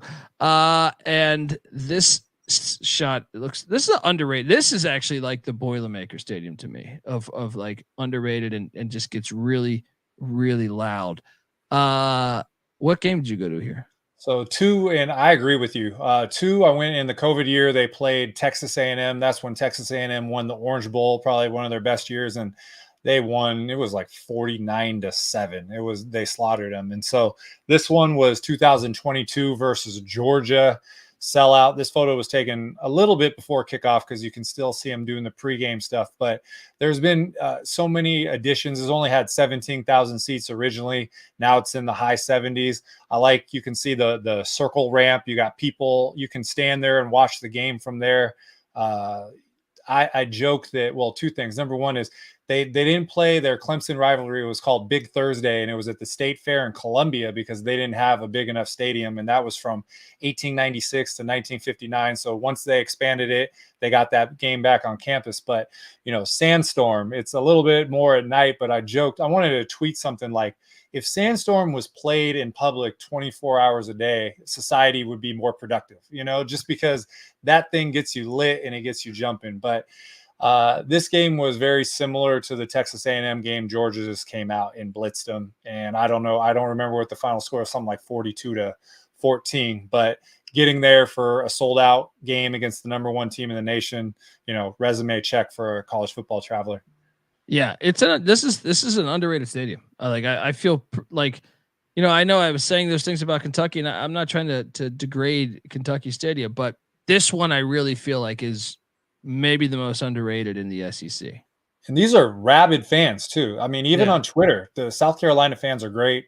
Shane Beamer, his kid, people are backing him. And so they could pop. We saw in the Spurrier area what he was able to do, get them on the map. You mentioned Lou Holtz, so it's there. They're hungry for it. It's a scary place to play. A lot of people will say it ranks up there in the top 2 or 3 SEC environments. So a good team at Willie B is not one that you want to go and play. Yeah. This is a great one. Get out there, check out a game in Columbia, South Carolina. Because look at that. That photo's fire, man. That's cool, man. Yeah. And you got those light towers are almost like, it kind of reminds me of Texas. You mentioned you went to a game at Jacksonville for the world's largest cocktail party. Similar, it's just something about the symmetry there and the expansion going from 24,000 originally to tripling capacity over the years. They've done a great job. Yeah. And folks, look, before we get to the next team, I want to tell you that you're listening to the Stadium Heads podcast. Check out the Stadium Heads podcast because we just dropped a couple big 10 episodes. And we've also done an intro podcast, but we're dropping weekly every single week. And obviously when the season starts, we're going to follow Michael around, the most interesting man in college football, in my opinion. But we are part of the Sports Gambling Podcast Network. And look, it's the biggest week in racing, the Indy 500, Monaco Grand Prix, and the Coke 600 all going on this week in racing. Rod and Cody from the NASCAR Gambling Podcast and the Formula One Gambling Podcast have you covered. Make sure to check out their Kyle Larson diecast car giveaway. That's free to enter. Just go to sportsgamblingpodcast.com/race to register, and make sure you subscribe to the NASCAR Gambling Podcast and the Formula One Gambling Podcast and start those engines.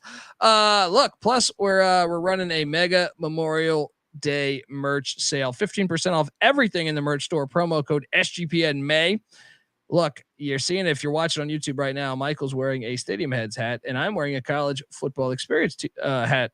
So those are all available. We have a bunch of other stuff, but get yourself a Stadium Heads sweatshirt, t-shirt, go out, rep. If you're a Stadium Head, maybe you're not traveling as crazy as Michael, but maybe you're living in South Carolina, going to the Conway to check out the Chanticleers, checking out the Gamecocks, checking out Clemson, checking out, maybe Statesboro, Georgia Southern. All right. Well, you don't have to be like Michael where you're just kicking ass, flying on the guys in the air 99% of his life. I feel like And if you are, be proud about that. Get yourself a Stadium Heads shirt or hat. Wear that thing with pride. Say, damn it, I go to all the South Carolina stadiums. Whatever. All right, 15% off. Hop on over there. Yeah, that goes on till the end of May. All right, we're back on the Stadium Heads podcast, and yeah, next. Oh, and by the way, that's a great. I'm sorry, I missed that prior to reading the ad, but an awesome Gamecock statue there. It's huge. It's huge. That sometimes you have to. There's a smaller statue on campus you could take a photo with. It makes you look more like a person. This one is giant, but talk about everybody posing with this on game day. So this has been installed within the last 5 years, and it is cool. I mean, you've seen how Gamecocks are depicted typically. I don't think I've ever seen it this aggressive. So I really like it.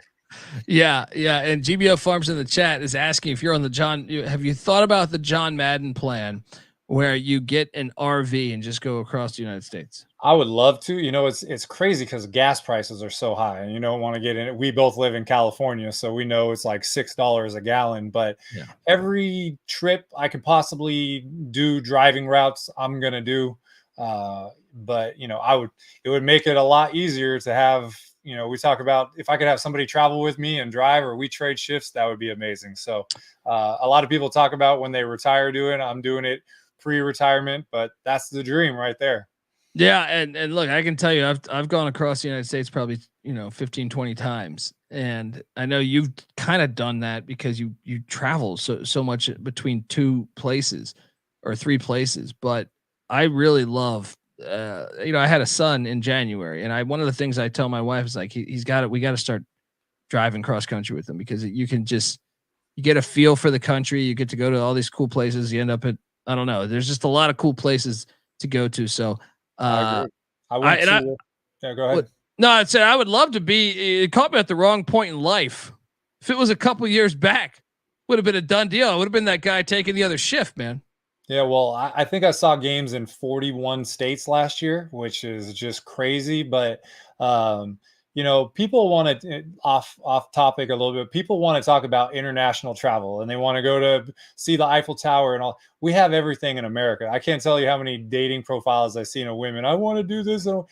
You could go to the beach in Hawaii and Miami. You can go to the mountains in the Big Sky country. You can go historical places in the Northeast. Like, we have everything here. And so I call college football travel, I call it the vessel. It will take you places. So you're going to go to a game at 7:00, but before that, you could check out all the local things. And to be able to just get on a road trip and, sometimes a game, Saturday night, it doesn't make sense for me to fly home to California on Sunday and then try to fly out to Jacksonville, Alabama on a Tuesday. So you just stay on the road and you get more of those experiences. So let football be the excuse for you to see America.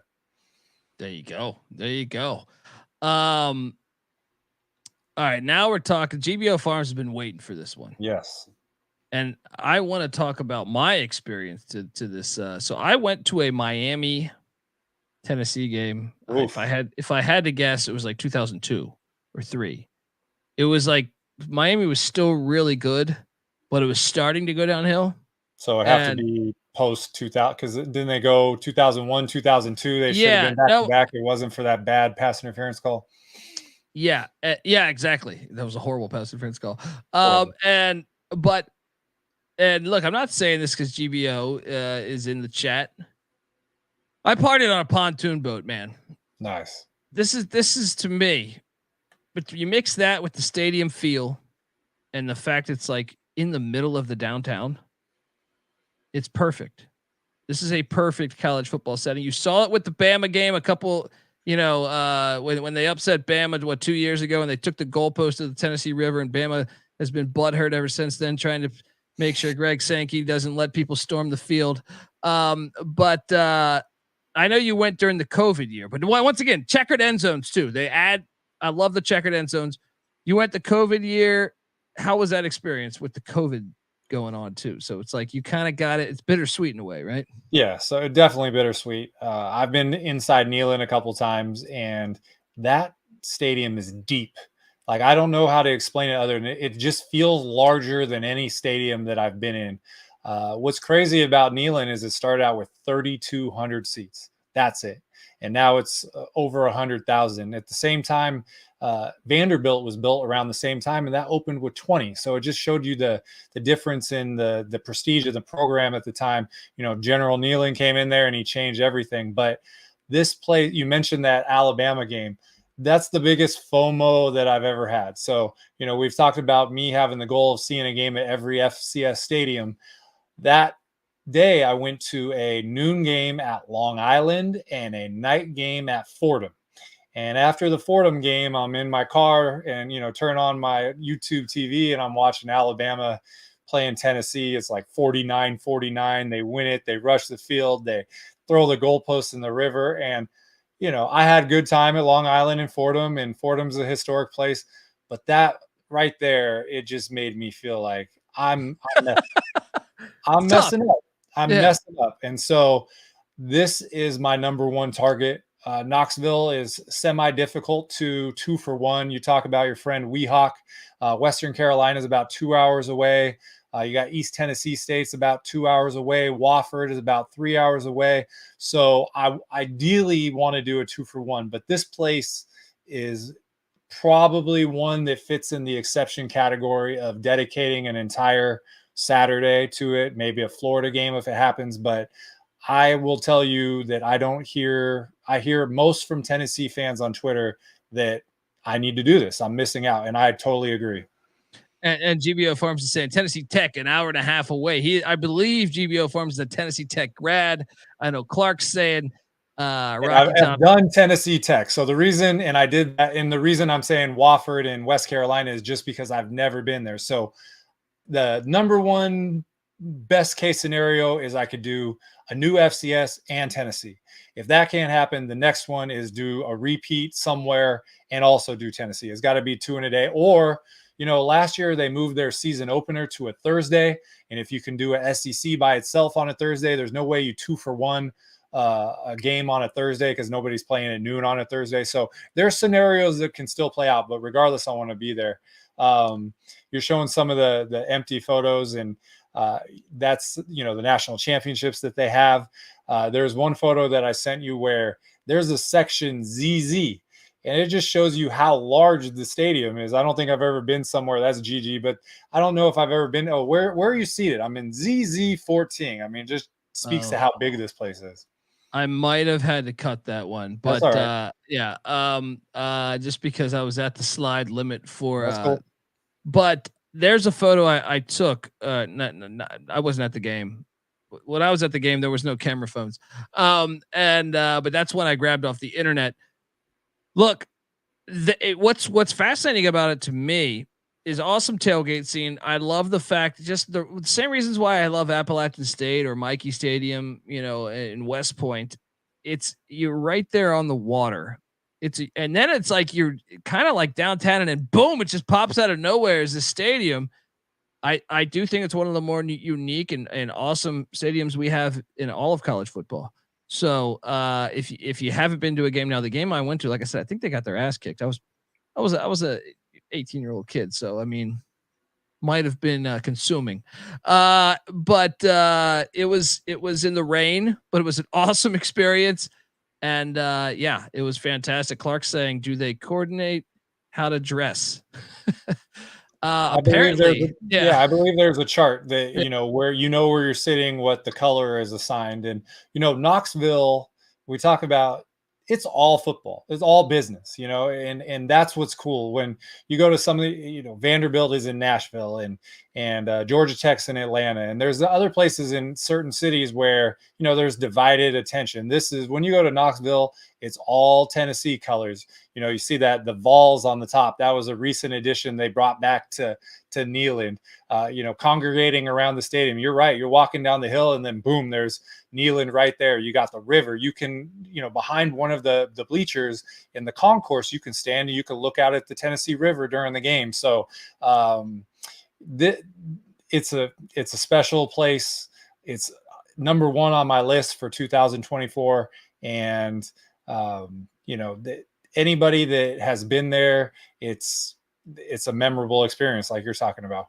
Well, and maybe this is a better way to describe. First off, I know this thing seats 100 some thousand. So like, but if you were to leave the stadium, say right before all those 100,000 go to leave out, because obviously that makes it a little more time consuming. You could be in a bar within like 100 yards. Yeah, that's what I'm saying. It's fast. Like a lot of stadiums I've been to, I haven't done the same as Michael, but I've been to a good amount of college football games, or at least college football campuses. And there's not many where you can be that quickly in a bar, which I think is pretty cool. It is cool. And this is the 8th largest football stadium in the world. Yeah. Wow, that's crazy. GBO Farm said, make sure to you go to a meaningful game you won't hear for a week. That's what I want. That's what we want. We want to push the envelope this year and do all the experiences. So, jump in the river. I'm up for anything. So, hey, and Bama's got to come back there this year. Yeah. So May 30th, they're announcing the kick times for the first 3 weeks. We talk about how superior college football is to the NFL. The one thing that the NFL does is they announce their kick times for the whole entire year. And they do have the flex where they can move a game, but it would sure make it easier if I knew on, November 2nd that Western Carolina was playing at 1 and Tennessee was playing at 7:30. Like you would know. But May 30th, the first 3 weeks are coming out. We'll see if we can match up a 2-for-1. But yeah, you don't want to. That's why I almost don't even count an FCS game at a FBS stadium, because if you're going to get that one experience, the crowd's not going to show up the same way for Furman that they're going to show up for Florida. You just know that. So we're on the same page. Yeah. I mean, this is, to me, it's and what's crazy is they haven't even like been that dominant lately. So the fans are loyal. It's like, you don't see it. They've been good. I mean, Heupel got them going a little bit, but I'm saying before that, like they went through some rough years after Fulmer, and they still packed it. It's like, it doesn't matter. It's win or lose. They're going to show up and root for their Vols, which is always great. All right, folks, before we get to the next team, I want to tell you that the Stadium Heads are brought to you by Underdog Fantasy. The NBA playoffs are here, and our sponsor, Underdog Fantasy, wants to make it a lot more interesting. Underdog Fantasy is the easiest place to play fantasy sports. Playing their pick'em game is as simple as selecting higher or lower on stats like points, rebounds, assists, and much, much more. You can make entries of all basketball, or you can mix and match across all your favorite sports. You can win up to 100 times the amount of money you enter with a single entry, and it's a ton of fun. Underdog's available in 30 different states, including California and Texas, and even the great country of Canada. So hop on over there. And when you do, sign up with the promo code TCE/SGPN to claim your special pick plus first time deposit. Offer up $250 in bonus cash. Underdog Fantasy promo code TCE/SGPN. All right, we are back, and now we go to, this is one I've been to as well, Darrell Royal Memorial Stadium, Austin, Texas, 100 years old, and seats 100,119. Yeah, I mean, look, I know you went to a COVID game here. This is one where I don't. What game was this again? Baylor 2020. Yeah. So they were, the in zone Longhorn was still under construction. You could see cranes. So COVID and construction, not ideal, but you gotta get what you can get. I went to a Kansas State game here where Kansas State and Bill Snyder were like in the top 10 or 15. I think Texas was ranked, but they weren't top 10. But Texas upset them, or I guess they were favored considering it was Texas. But Texas was not the higher ranked team then, but it was in the pouring rain and it was awesome. Once again, you don't need a dome. Like I love getting out in the elements. Like Madden says in the clip, I bought one of those plastic hoodies, threw that shit over my head, and just enjoyed it.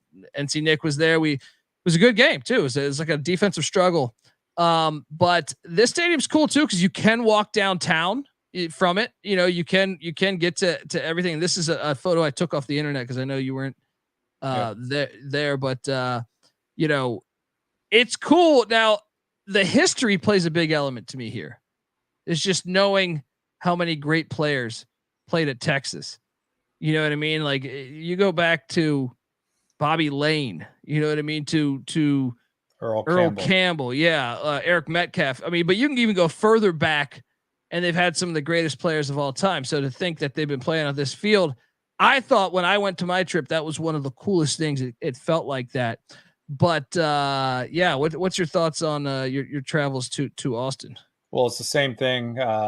Number one, 27,000 seats, original capacity. There was a track there until 1999. Even with the end zone reconfiguration, it still is the 9th largest football stadium in the world. They've had a great home field advantage. They've won 76% of their home games all time. We talked offline about possibly having a category or a talk about on-campus sites that could host a national championship. And Austin being a big premier city, being close to the airport, obviously capacity is not going to be an issue with 100,000 people. This is a great contender for an on-campus championship. And we're entering the new era, the college football playoff, with the first round on campus. And, Texas made the playoff last year, so it's entirely within the realm of possibility. They could host a game there. I went there in 2020. They played Baylor in a COVID year, and I went to this game at noon, and then I caught a UTSA game at night. It's only about an hour and 20 minutes between, but this is the same thing as Tennessee, where there's been some huge games. You meant Alabama had a huge game at Texas. They should have lost that. What's that? They should have lost that game. I'm still mad. Bryce Young's down. That's a safety in the end zone. Yeah, and I think that was the stadium record for DKR. So same category, but Sarkisian's raised the level of play there, and I mean, just look at that. It screams Texas, and that's what it is. Yeah, and like I said, if you're looking for a stadium too, like I know some that because I will say, like when I travel.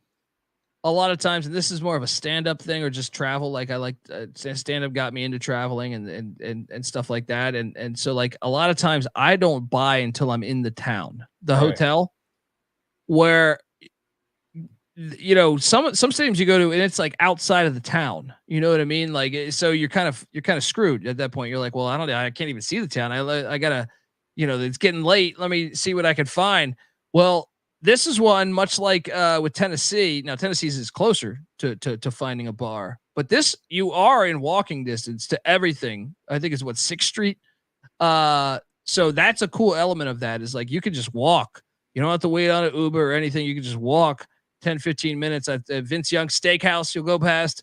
If that's still there. I know he was spending about $40,000 a month at Cheesecake Factory. Reports, I think. Sure. I don't know. I still want to know how you spend $40,000 a month at Cheesecake Factory. But anyway, maybe it was $20,000. I don't remember.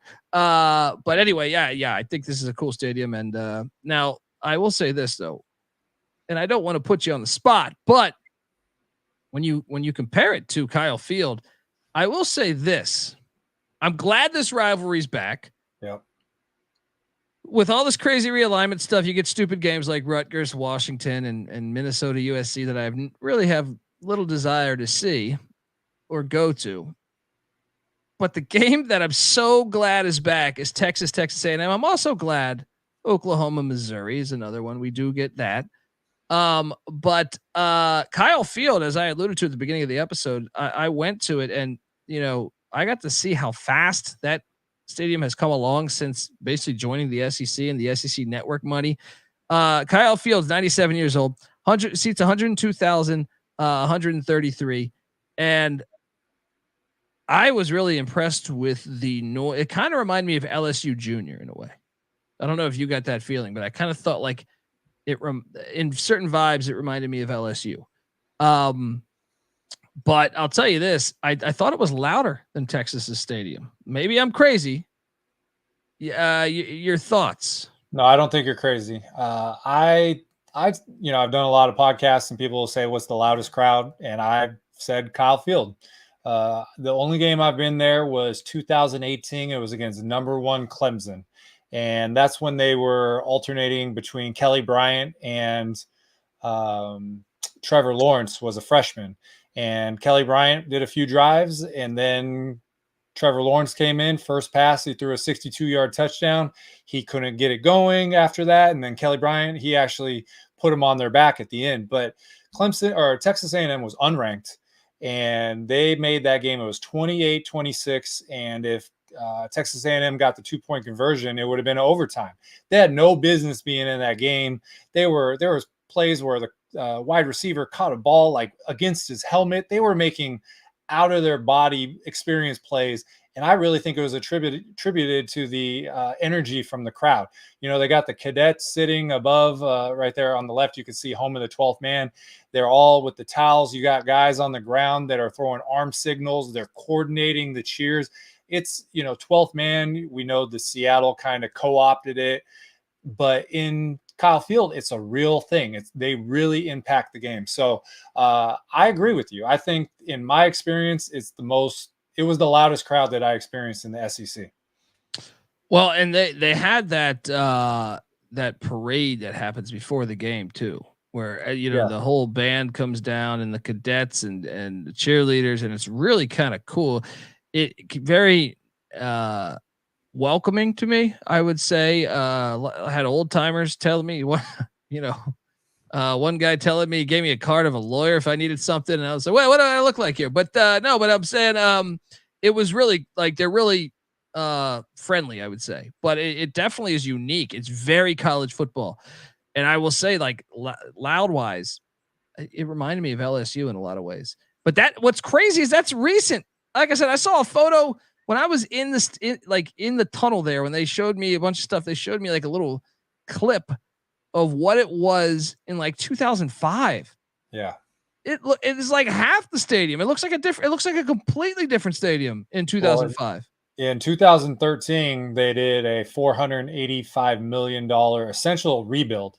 And you see those old photos. It's kind of like Washington is the same way, where there was pretty much a rebuild as well. And, they had a home field advantage there, in the old Kyle Field between 90 and 95, they were 55-4-1 during that stretch. Ooh. So it's always been intimidating, but this is just, now Kyle Field is the 4th largest football stadium in the world. So you combine that, the fervor of the 12th man and throwing in all these extra people there. And that's why they're throwing stupid money at coaches, because they know they have everything. They're just missing the product on the field, and they're not that far away. And, you mentioned Texas being back in, like, that's going to be almost regardless of records. That's going to be the most must-see game of the entire season. I agree. I agree. But they're starving. And I mentioned that in 2020, I went to that South Carolina COVID game. Texas A&M came in there and rolled them. They won the Orange Bowl. Like, it was right there. So, Texas A&M has played a lot of 11 o'clock games, and there's, College Station is not far from Houston, and you got Rice and Houston Christian and all these other ones. So I'm looking to double it up. It would be great to get 2 games in one day, but these photos, I feel like I've improved a lot since 2018. And when you look online, there's some great photos of Kyle Field, and I'm, the OCD in me is like, I got to get back and do it. So Texas A&M, Texas, Tennessee, they're all at the top of my list for 2024. Hell yeah, man. And folks, give Michael a follow on Twitter at CFB Campus Tour. Even if you're not traveling, if maybe he's coming to your stadium, give him a follow. Let him know, hey, maybe a spot, obstructed view. Maybe just a great spot for a cocktail or a sandwich. Let him know at CFB Campus Tour on Twitter. Give him a follow. The most interesting man in college football, as I like to say. And Colby, one thing is, you mentioned about the merchandise. A stadium head is not a person that goes to every stadium. A stadium head is a person who knows everything about a stadium. So, a sneakerhead doesn't have every pair of Jordans, but they know those are the 11s and those are the 1s. And so that's what really a stadium head is. So if you do have that local knowledge and you want to share, I would definitely appreciate it. But when you see the next screen and we're profiling a stadium head knows the year it was built. It knows the capacity. It knows the record crowd. So that's what it is. So just because you're not going to 60, 70, 80 football games, that's not what a stadium head is. A stadium head is a person who's into stadiums like we are.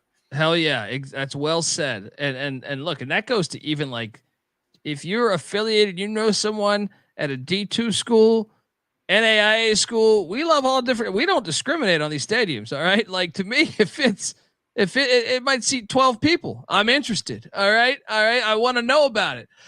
So hit up Michael, hit up myself. I'm on Twitter at @TheColbyD. Michael's on Twitter at CFB Campus Tour. You really want to follow Michael. Like I said, when the season kicks, when he's going in and out he's in Cleveland, Ohio one night saying, I'm going to catch Toledo, or wherever, like Kent State. And then he's bouncing the next night. He's in San Jose. And then the next night he's in Boca Raton. It's just, to me, it's amazing to watch. We still have another school to talk about. We're going to talk about them in a second. But before I do that, I want to tell you that you're listening to Stadium Heads, and we are brought to you by Rhythm. Yes. If you're betting on NBA player props, then you need to download Rhythm.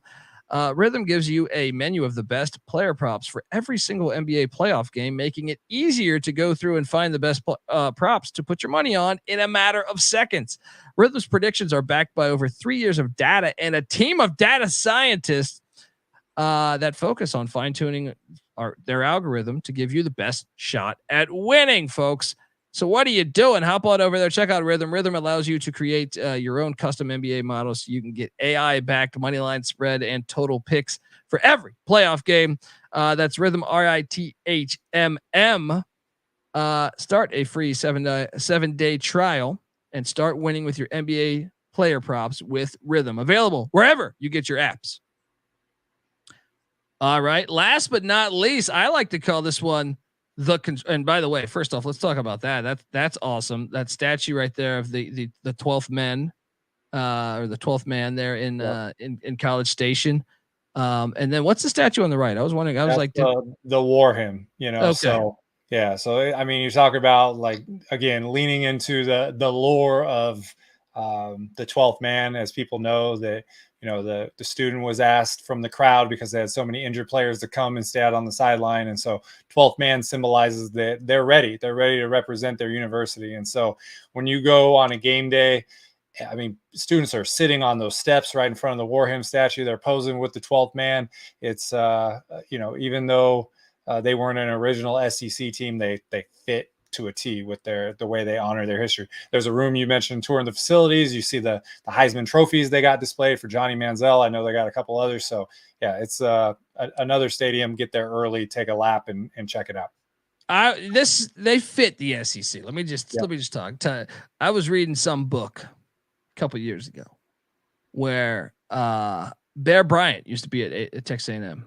I think he left A&M for Alabama, but they were in a battle recruiting with Texas, and they had a crop farmer fly his plane, the crop, to the crop duster. The crop duster, essentially, fly his plane over the recruit's house and dropped a Texas A&M flag. I believe it was Texas A&M because they were competing against Texas.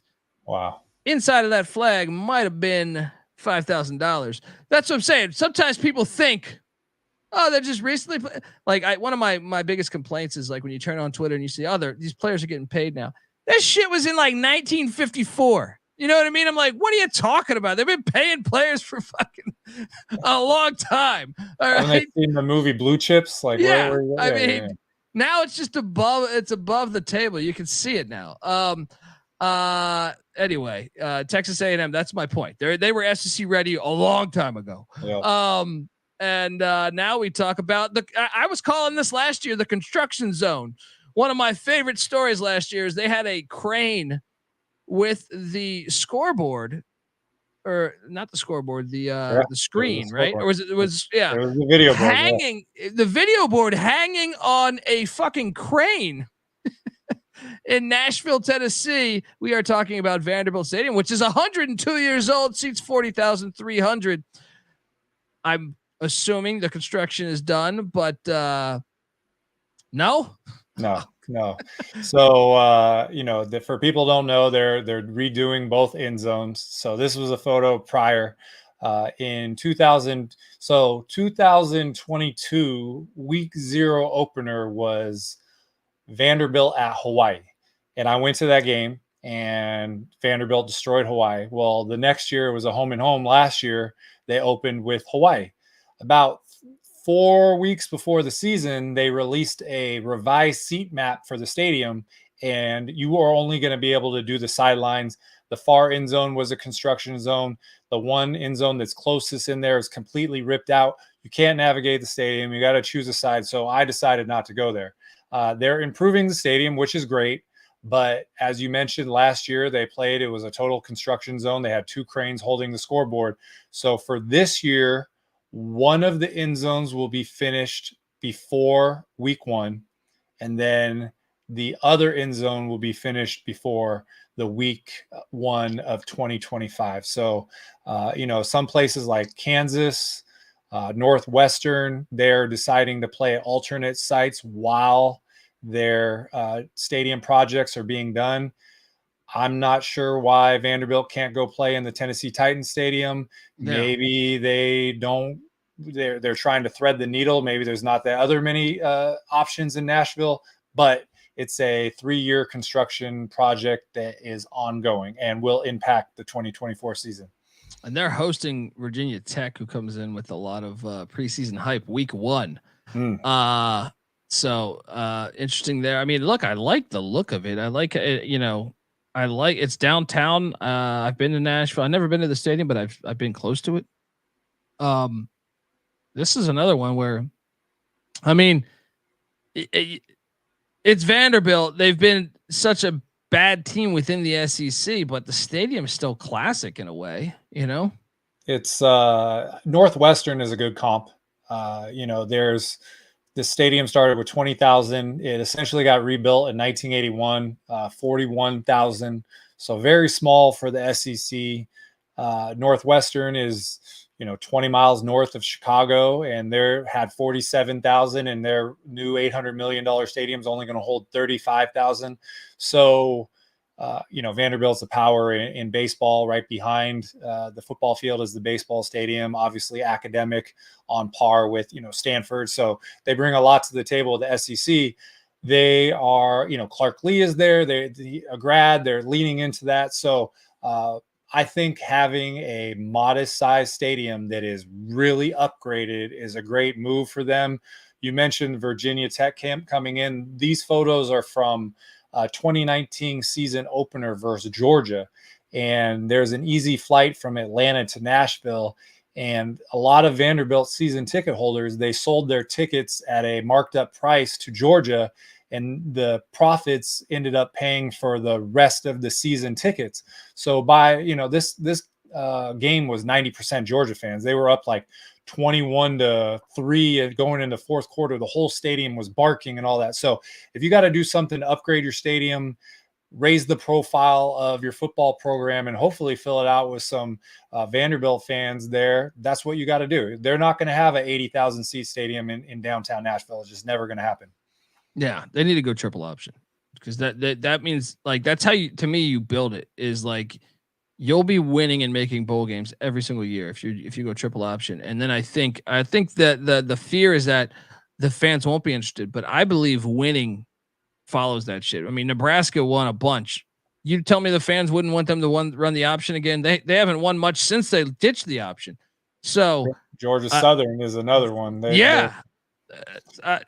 James Franklin proved you can win there. I mean, it was a special situation, and he elevated the program, but it can be done. Jay Cutler, first round draft pick quarterback, like they can get talent in there. So, but I'm, there's a few stadiums that are on the do not visit list this year, and you want to go back for either the stadium opener, like Northwestern is going to be, Kansas next year. You want to go that, or you want to be when it's done. So I'm very excited to see the upgrades. Just got to wait another year.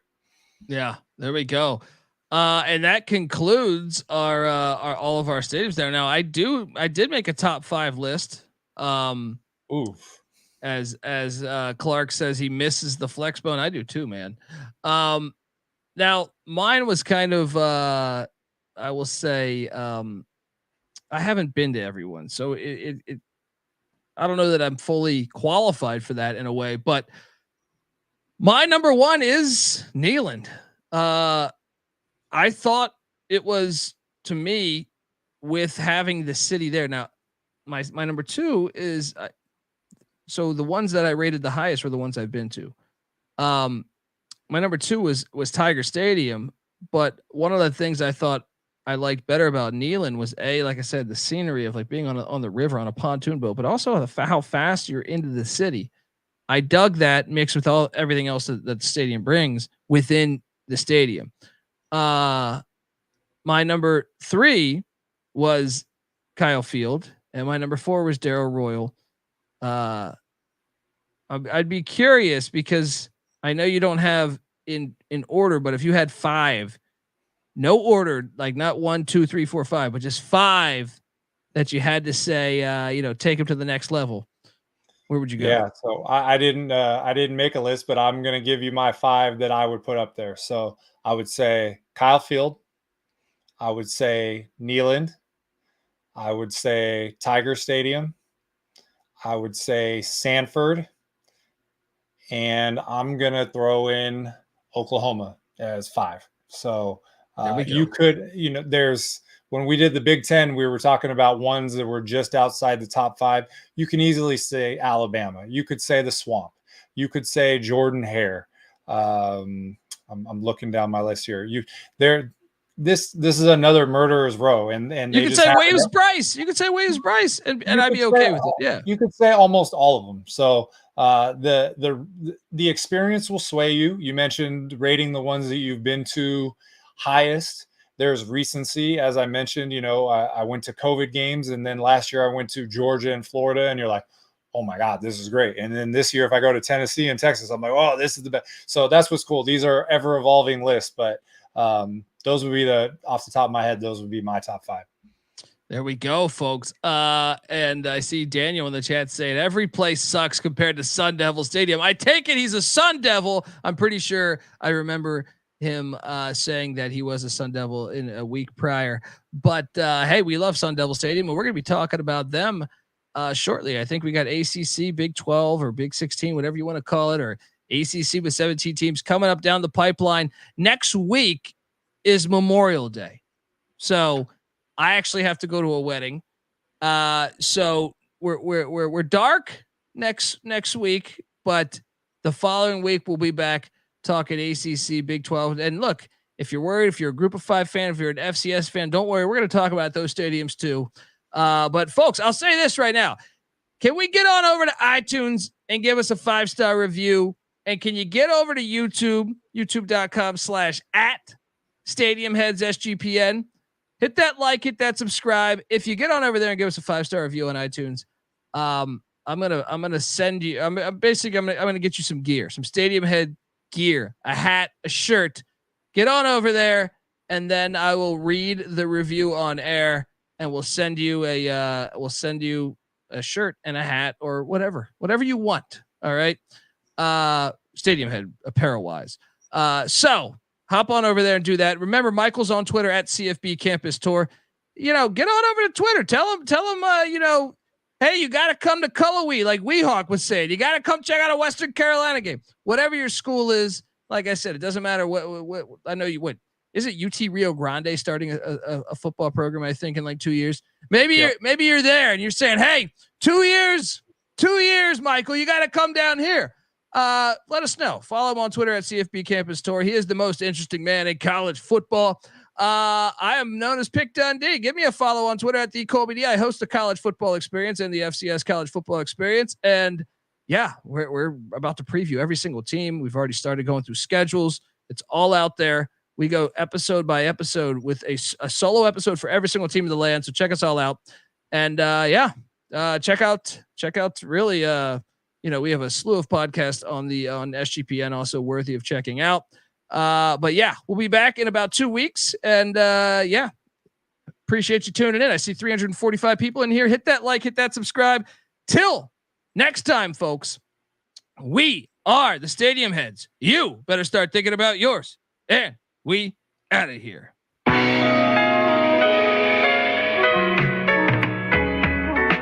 I lost a bet on the Super Bowl. So I had to dive in and crawl around through the snow. Don't believe me? Believe me, there's a video. We made it to promote March 5th and then we did the show. Before March there was a winter to be lived through, and snow fell on the DC metropolis. In some other cities this wouldn't be big news, but where I live it felt like an apocalypse. Not the kind where zombies or the wrath of God, but the kind where Mother Nature doesn't laugh it off. I didn't laugh at all. I saw the sky smoking the blunt now, waiting for the ash to fall. Traffic stalled for a few weeks. Capitol Hill of snow taking up a parking space. A couple notches on the beltway ain't unique, but higher in freezes get more than your heart to race. I mean, the rats were frostbitten, they lost it, risking their lives just to make it to the office. Exhausting, caustic, cold front rose up through the mid-Atlantic and did its damage. Detective Bailey didn't expect a camera and brought a gun to a snowball fight. I know my rights in the seasonal mood swing.